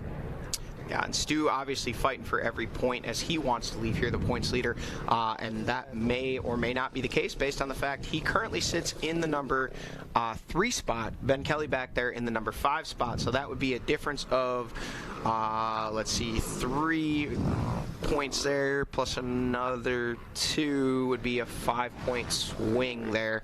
I don't know what the points were coming in, 76 to 73, so 3 points was the difference. So actually, yeah, he would still maintain. No, yes, he would gain the points lead there because he would make up 5 as they run right now. Reverse plate just might be on a carousel this year, which is fine from a fan perspective. They did share it. Yeah. When you talk about the big point shakes up, Ricky Russell was in the top 3 after the mishap there in Georgia. Now we don't even see him in the top 5. So this is a big statement points-wise for him as well. Well, when you lose in a race early on and you don't score points, it's even more costly. It's not in the end game; it's the same no matter which round it is. But in the beginning, it's a higher percentage of your points. So if you miss one of the first 2 rounds, it seems more costly. You drop further down in the points than if you miss or have a bad round later on in the season. So I think Ricky today, if he's able to get this win or even ending up on the podium, he's going to make a big jump up in the points today, as long as he's able to continue this and get it to the finish line. That's a good point. Just as much of a big point, Ryder Lafferty leading XC2 coming into this round. Gonna be big. Going to see what that really shakes up to be. Gus Riordan, he won there at round 3. A great opportunity for him to try to gain a bunch of points, try to get on top of the box. But Gus not running there in the number 1 spot, I believe. He's back in 5th. 5th, okay. Cody Barnes, we did see leading the way when they checked in. So again, that's shaken up again. It was Cody Barnes, Liam Draper, Rui Barbosa when they checked in the previous lap. Then we saw Liam back to the lead, Cody into second, and Rui third. And now it's shaken up again. Cody back to the lead, Rui in second, Liam in third. But still, 1.6 seconds, 2.3 seconds. Those guys separated by essentially 3.5 seconds between the three of them. Here is your leader on screen, the 212 Ampro Yamaha, Ricky Russell. Feet up on the pegs, and that was flawless right there. That was all of the powers to the ground. And we'll see what the gap is back. 22 seconds is what it was a little bit ago here, and I didn't start timing, so I didn't we're going to either. rely on our fearless producer, Adam Gordon. Come on, Adam. Split, and we're waiting on that big number one, the Magna One Motorsports Husqvarna of Jordan Ashburn, and there he is. Does he have a shadow yet? No. Jordan looking good. Surprised to see Jordan sit down through that section. Jordan's normally a rider. Oh, look at this. Stu Baylor really on rails. Not a shadow, but close. Not surprised to see Stu Baylor sitting down.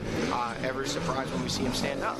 Craig DeLong pushing the pace there, but he has given up ground to Stu. We saw him challenging, and now he's just clamoring, trying to do anything he can to try to keep Stu in sight. Stu is getting closer to Jordan Ashburn. Stu's riding style is like me on my street bike. Butt on the seat, okay? You stand up, you might fall off. Listen, we can criticize, and I think Ben Kelly might be making up a little bit of ground here. It may be a little bit too little, a little too late, because he's starting to run out of real estate here. 4 miles in, meaning 8-ish miles to go, and barring some kind of mistake from any of the top 4, it's going to be difficult for him to get any further forward, but pushing and showing he still has the want. 31 seconds behind DeLong at the scoring, and I think it was a little less than that there. So, Johnny, let me ask you, Ben Kelly obviously nursing that leg injury. Talked a little bit about it prior to the race. There goes Josh Strang right there, and does Josh still have a shadow? It had opened up a little bit there back to Thad Duvall. How much of this, the results of Ben Kelly, do you think are a direct correlation of... Actually, big change there. Thad Duvall all the way back to the number 9 spot now, and Johnny Gerard and Grant Baylor have both gotten around him.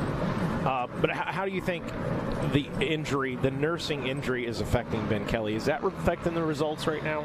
Yeah, I mean, there's no question that it would have to be, not only affecting him on race day, but affecting his preparations. When you're trying to get healthy, your body's using a lot of energy to do that, and during the week when you're trying to ride, you're trying to train, it can be taxing on you physically and mentally. The guy's a warrior. I mean, Absolutely. All these guys are. Stu Baylor fighting through broken ribs. We talked about that earlier. Ben Kelly fighting through, realistically a broken leg, not a recovering leg. Correct. A leg that was rebroken just virtually days before round 1. There is Johnny Gerard.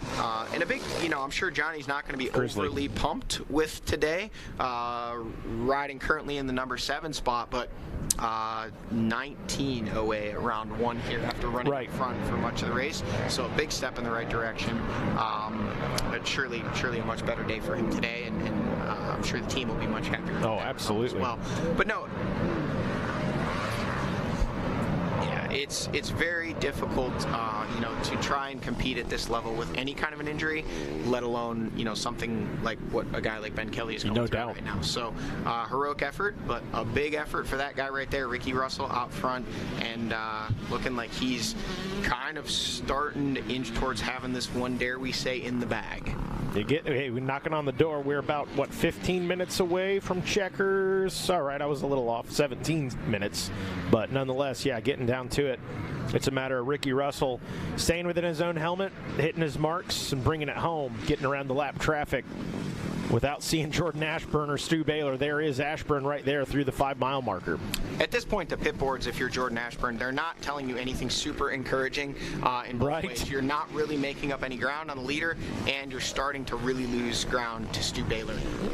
Well, and Johnny, one of the things I noticed when you look at Jordan Ashburn coming through, especially, I'm sure he's aware he's under pressure, you don't see him really grabbing throttle, grabbing a big handful. You see right there, he cut to the inside, a smooth roll of the throttle there on that Husky. Jordan, even though he is under pressure, doesn't seem to be riding over his head or anything like that. Yeah, no, you're absolutely right. I mean, he's this is a guy, we don't call him Mr. Consistency just on a whim. He knows how to get this done, and he gets his bike to the finish line and himself to the finish line better than any of his peers over the last 5 years is what it comes down to. Yep. Absolutely right. And this one, a big one for Jordan. Jackson mentioned it earlier today. Got the family out here. Yeah, very cool. Yeah, absolutely. I think it's a good feeling. And it seems like the whole Ashburn crew has had a good feeling about this weekend. So good to see things coming together here at round 4. So there we go. We see Josh Trang coming through. Ben Kelly in between there. Kind of that gap between him and Craig DeLong seesawing. Our producer telling us it was down to 24 from where it had been previously. It was 31, and now we're saying added 10 back, so it was 34. So it's kind of just doing that jump back and forth. Again, could very much be those guys are both pushing and working their way through lappers at the same time. We'll get another look at it here. Ricky Russell on screen. 6-mile marker, just clicking them off and trying to, man, if you're Ricky Russell, all you're praying for and hoping for is a clear racetrack. Yeah. You don't want to see lappers, you don't want to see a bottleneck. You're just thinking, hey, if all I got to do is get this machine to the finish, I can do this. I've got the gap I need. I don't need to push the pace. I don't need to take the chances. But the minute you come up and you start to see 2-3 lappers in a section, oh, no. You tense up. You know, the heart rate skyrockets, all the muscle fibers tense up, and you're just thinking, man, I got to get through these guys clean. So that brings up a good point, Johnny. Let's say you are Ricky Russell, you're out front, and you've got 3 or 4 lappers in front of you in your line.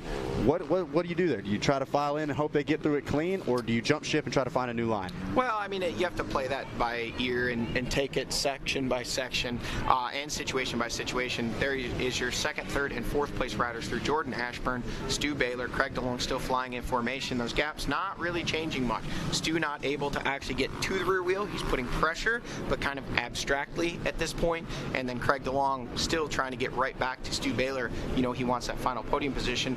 Yeah, you know, honestly, Zach, it's hard to say. Ben Kelly definitely closed it back down there. That wasn't 34 seconds. So things kind of bouncing around there. It seems like when Ben has clear track, he's able to close up a little bit, gets into lappers, and he's giving it back. So we'll see how that one ends up. We just got a few more miles of racing to go. But when you're in a position like Ricky is, where you've got kind of that 30-second-ish gap, 20-30 seconds, you can be a little more cautious. So you don't necessarily have to make your passes on lappers instantly. If you're in the position that Jordan Ashburn's in and you have all that pressure behind you, that's where you don't want to be right now. On the last lap coming into lappers, and you know you've got 2 guys behind you where in one poor line choice or one great line choice that the lapper just decides to kind of come over on you, you can go from P2 and, you know, great day to P4 off the podium, don't get to thank your sponsors, and, you know, as quick as you can click your fingers. Yeah, absolutely. A good point there, Johnny. It's so nice to have the expert opinion here. The old wily.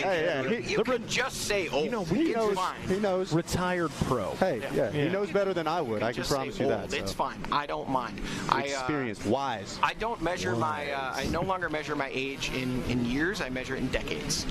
Oof. 4.5 decades. Oof. I'm still grabbing the win in the E-Mountain like that. So on the podium. I corrected it. I got 2nd. Yeah, I got smoked yesterday.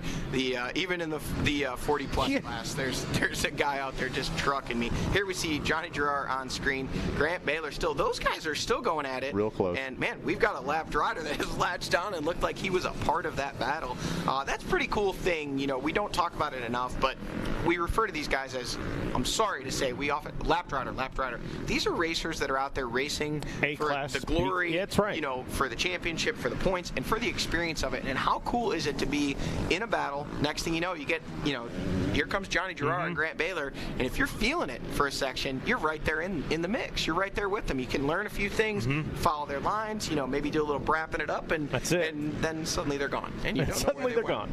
But it is cool, man. Yeah, definitely one of the things that makes GNCC special when you're in this PM race. That kind of next group that's going to start making their way into those XC 1, 2, and 3 classes, they get first-hand experience. They get to say straight up, I was on the course with them at the same time, and get to see how they shape up against the best of the best. So there is Thad Duvall. Again, we were just singing his praises. And oh, look at this. We got a Phoenix Honda pit board and somebody losing their mind. There is your leader, Cody Barnes. And hot on his heels, Rui Barbosa. Oh. So we got a 2-horse battle for that. Oh, correction. 3-horse battle for that XC2 win. And right now, Phoenix Honda has doubled down their odds by having two of the riders in that battle. There's Ryder Lafferty, folks, lap down, unfortunate. Yep. We talked about that. Zach got us the update, breaking that hydraulic clutch line in a crash early in the race. Have a very lengthy pit stop to repair that, and will be relinquishing that XC2 points lead for the 2023 season as they run. And it looks like the Phoenix Honda crew trying to make the most of it with both of their riders, Rui Barbosa and Cody Barnes, running 1 and 2. I think it's flip-flop. I think Cody's in the front now. Rui's sitting there in second. But both of them, Rui grabbing the whole shot earlier, or no, I apologize there. Mason grabbed the whole shot. Rui was up front, though, and the Phoenix Honda crew says it's time. You know, they're feeling ready, and so good to see both of them up there. I got to sing the praise of Cody Barnes. Interviewed him, saw David Eller. I said, where's the man? He goes, well, is he the man? I said, I don't know. Let's ask him. Cody Barnes, you the man? He's like, well, we'll see. He's showing us right now. He might be the man today. We see 3 Trail Jesters KTM riders flying in formation there. That would be the 4th, 5th, and 6th place rider as they ran. It was Mason Simmons, Angus Riordan, and then Grant Davis. So those guys, 3 in the top 6. Can't say enough about that Trail Jesters KTM team. Sure, they'd like to be 3 spots or so further ahead, but nonetheless a good ride for those guys today. Yeah, good ride. Deep class, the XC2. Adam, are we taking it to break, bud? Lyndon Snodgrass coming through in the XC2 class. So that would be your 7th place ride in a kind of an off points day for him, you know, but nonetheless, still making up points on Ryder Lafferty, who was the default points leader until it all came apart for him today so far. Well, we're getting down to it. We are about 9 minutes away now. We're going to take a short break, and when we come back, see the finale of what has been an absolute wild Tiger Run GNCC. We'll be right back after this.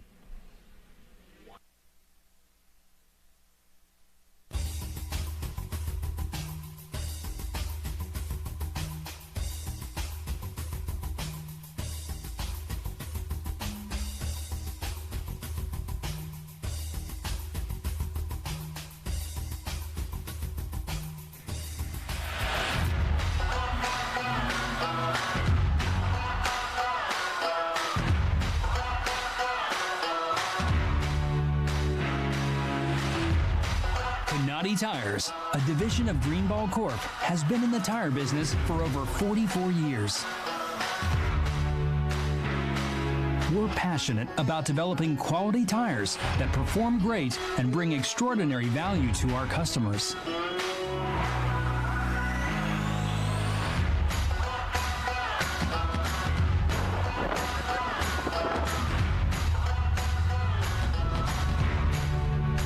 Whether you're looking for a tire that can handle your off-road adventures, need a reliable tire to take you from job site to job site, or simply want a tire with a beefier look that won't break the bank, then check out Canati Tires.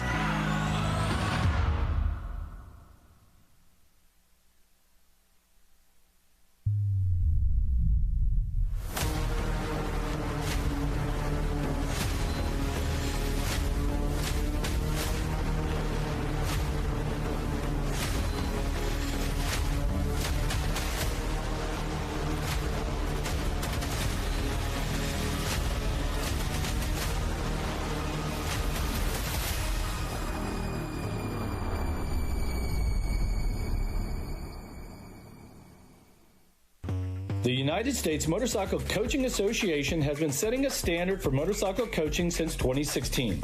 Coaching is important for all riders, no matter the age or skill level. The USMCA connects riders with coaches, whether the rider is just starting out on their motorcycling journey, to a competitive amateur racer looking to reach their next milestone, or the professional athlete trying to clinch a title.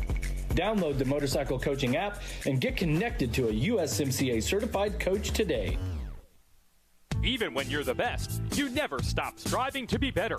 With over 40 years of experience in motorcycle sales and service, we know racing. Our inventory of Yamaha motorcycles, sport bikes, dirt bikes, ATVs, and side-by-sides is extensive and constantly changing. Stop by LoJack Cycle Sales today in Tarentum, Pennsylvania, and visit our online inventory at www.lojacks.com. Yamaha YZs. It's why we ride. How would you like to go to a school where we take into consideration how students learn best? Well, we do that Because we find if we can build the curriculum around the things you are interested in, you're going to do a better job. The mission at On Track School is that educational success is possible while chasing your dreams. Not only will our staff help students to achieve success, they will cheer you on to the finish line. We encourage you to check out On Track School at ontrackschool.com, where we can help you chase your dreams and still get a quality education. OnTrackSchool.com. Check it out.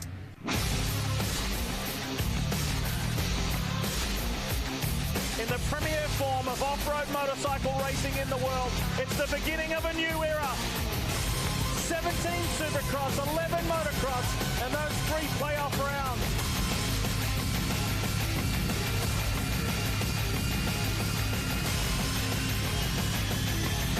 Super Motocross World Championship Final. Tickets on sale now. Visit supermotocross.com.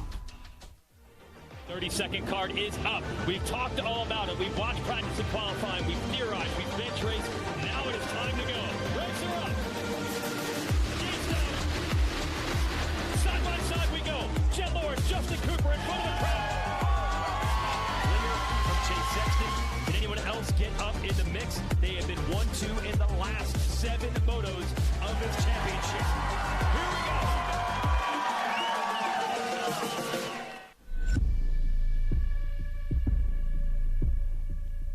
Every race, every day, in every way. Print, social, digital, video, photo. Every race, every day. Every result, every story, every rider, everything. Moto every day with Racer X.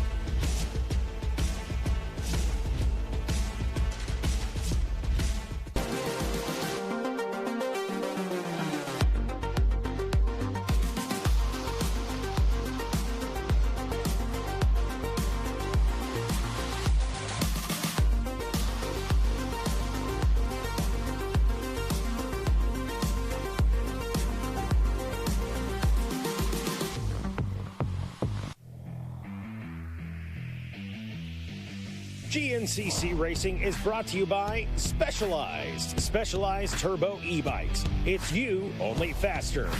And Rocky Mountain ATV MC. Get ready. Ricky Russell on screen, mile marker number 10. Counting them down, Mikey. Hey, we're getting close, man. Down to the nitty-gritty, no doubt about that. Less than 5 minutes to go now, and we should see the 212 Ampro Yamaha. Look at this battle for second, though, between Ashburn and Baylor. What do you see, Johnny? Baylor wants it. Craig Delong trying to work his way through lappers. Actually, not yet. Ooh, I did not see a Craig Delong there. Maybe he was there. Those lappers were on a mission. They were on a mission. They said, hey. We had to have missed him. He must have been in that little thicket there. Nope, he wasn't, because there he is. So now that puts him back possibly within the grasp of Ben Kelly, who was about 24 seconds back before, and now is about less than 24 seconds back, because there he is still with only 2 miles to go. Craig probably has enough of a gap to hold off Ben there for that 4th place spot, but not any longer in a position to challenge for a podium. So your podium looking like, barring a miscue for any one of the 3, Ricky Russell up front, left to be decided between Jordan Ashburn and Stu Baylor over the number 2 spot. Good to see those guys battling. Here you go. Points as they run on the track right now. Stu Baylor would walk away with the points lead. Ben Kelly second. DeLong third. And, boy, those are really all 3 very, very tight. That's basically, throw their name in a hat, Ricky Russell could have a great points day here today and jump into that 4th spot above Jordan Ashburn.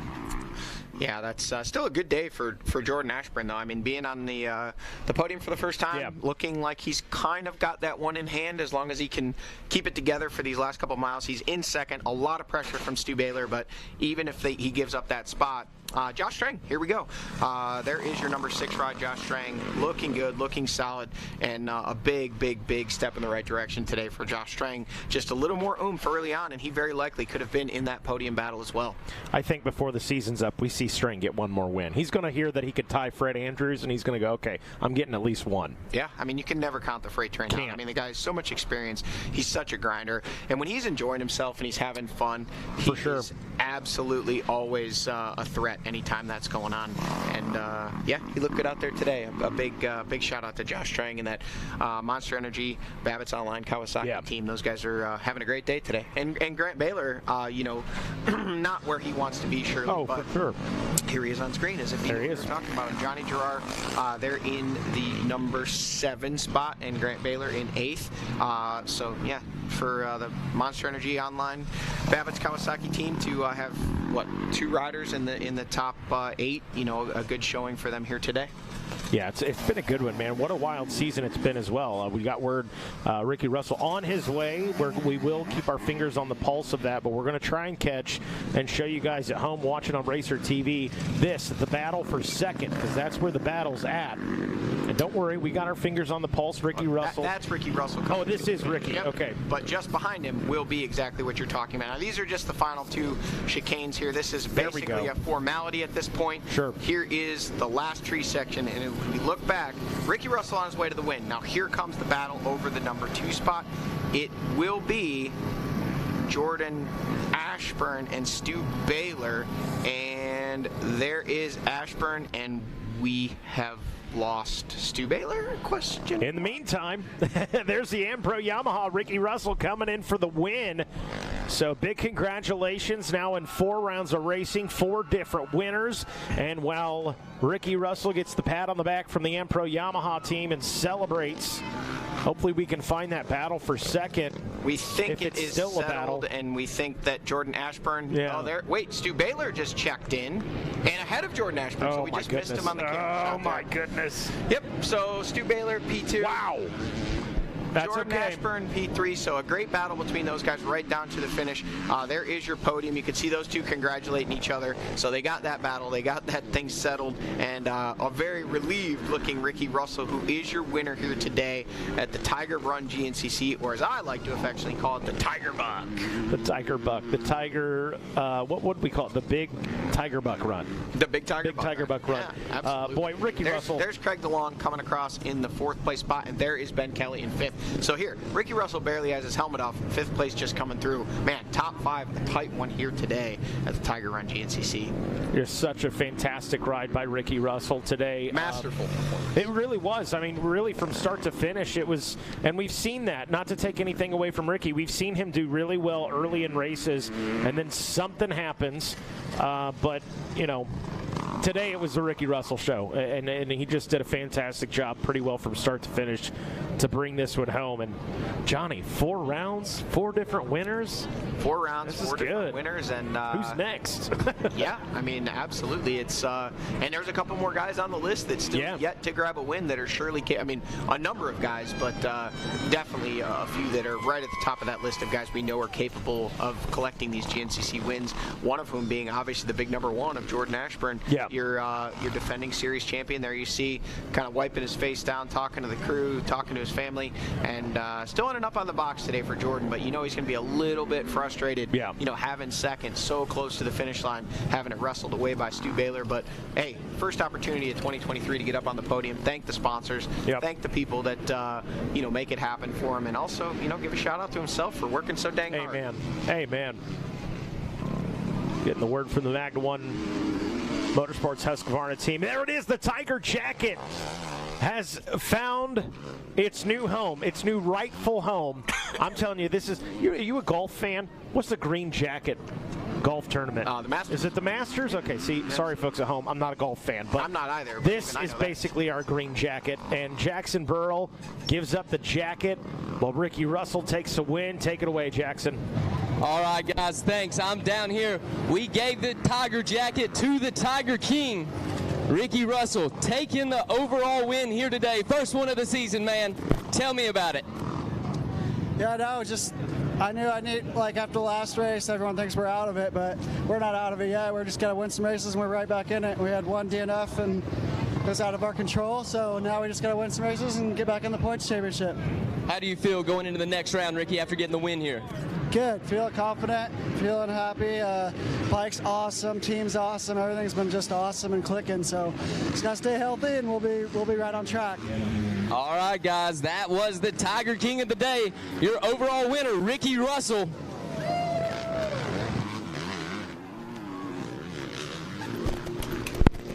right, there you go. Ricky Russell with his first win of 2023 and making a statement. We are not out of this one yet. That DNF costing them a lot of points at round 4, but hey, no better way to make up points than to get the maximum number, the 30 available for winning a GNCC. Exactly what Ricky Russell did today.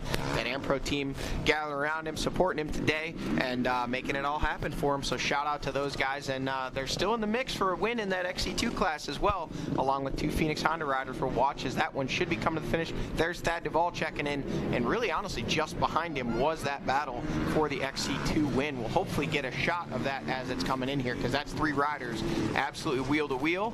Well, I think that looks... Rui got around Cody Barnes if we're looking at scoring.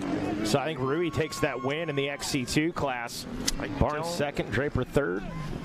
Sounds like Zach Herons is ready with the man, Stu Baylor. Wiping off the face there. Everybody knew you can't count out Stu. Stu Baylor bringing home the second place spot here. How you feeling, man? It was good. It was man, it was rough out there. I had a tough time. We made some major changes from the first race here. Well, confident in the first race, so I was still searching for something. I think I went too far the other way. So, but nonetheless, it was once we would get going, I knew I was going really good. I could see that lead dwindling away, and then back on my head again. Spent more time on my head than on the ground, but you know, we salvaged what we could, got the points that we can, got that white plate back, and you know, just looking forward to being consistent. You know, that's 4 for 4 on podiums without the bullshit. You know what I'm saying? So, you know, we're on a hot streak. We're very consistent, and that's what wins GNCC championships, and that's the goal. There you go, guys. Stu Baylor thinking big picture out here at the Tiger Run.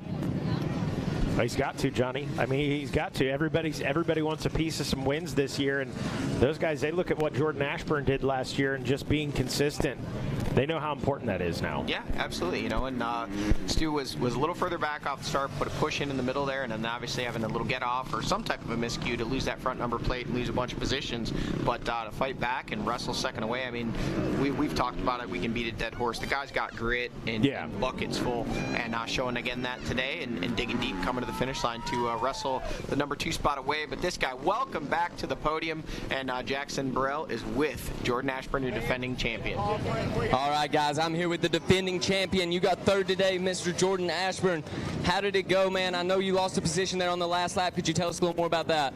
Man, it was heated. We was all just pretty much matching each other's times, and me and Stu were just going hard. He was just working all over me and just pressuring me, and I just made a slight mistake there right a mile before the finish. I kind of washed the front end and went down, and I thought Craig was going to get me too, but man, I just jumped back up and tried to get to the finish, and man, what a good day though. Glad to be back on the podium and be back where we belong. All right, how does it feel going into the next round with the podium under your belt? Are you feeling some more confidence? Yeah, definitely. We got the bike really good. The team's been excellent, and we've made some big progress the last couple rounds, and I think it shows. And we're gonna be here the rest of the year. All right, guys, that's your third place today. Your defending champion, Jordan Ashburn. Good to see Jordan back on the box here today. Just a fantastic ride by him. I'm hoping we can get a word in there with our top riders out of that XC2 class as well. Want to hear about that pass between the teammates, because it was Cody Barnes out in front leading Rui Barbosa. So hopefully Rui's down there with Cody. And hey, Liam Draper, a solid ride as well, puts it on the box. Got to lead for a minute. And look at those gaps, 1.5 seconds, yes. 4 seconds. Those 3 were all in the same, essentially, section of the racetrack the entire time throughout the last lap racing. Yeah, they certainly set themselves apart from the rest of the pack. You look at the gap between 3rd and 4th, 50 seconds. So, yeah, those guys are on another planet here today. So, kind of waiting to see if we can get a word in with our top riders out of the XC2, watching Jordan Ashburn with the twins down there, and the whole family down there, the Ashburn reunion. You know, the boys from Tennessee, family's important. Amen. Okay, sounds like Rui Barbosa may not be down there at the finish. What about Cody Barnes or Liam? We got Cody Barnes or Liam. If not, we can close her out. Okay, sounds like that's going to be it for us. Have to stay tuned for the story later of that XC2, but nonetheless, Johnny Gallagher, big takeaway today. What you got? 4 races, 4 winners. Things are wild. Not more to say than that. I mean, wheel-to-wheel battles all day long, and these guys are absolutely just slugging it out like it's a prize fight, and it's pretty fun to watch. Who's going to win the next one? We'll be in Camp Coker in a couple of weeks. Congratulations to Ricky Russell on the win. Stu taking second. Ashburn rounding out the box. DeLong right there in the 4th spot. And Ben Kelly. That nagging injury just lingering. Is that affecting him this much? Takes a P5 on the day. That is going to wrap things up for us here on Racer TV at the Tiger Run GNCC. On behalf of all of our camera operators, our executive producer, there we go, thank you, Jackson Burrell, Johnny Gallagher, Zach Heron, our camera operators, Gabe, Dylan, Adam, Matt, Josh, David, the drone pilot, Daniel Rogerson, our spotter, Hollywood. Getting a shout out this week, the EIC Jordan McFadden, director Nick Vosberg, still got that bum foot and he's still doing it. Our producer Adam Gordon, and of course our executive producer, Carrie Jo Russell. I'm Mikey Waynes. We'll see you at the races.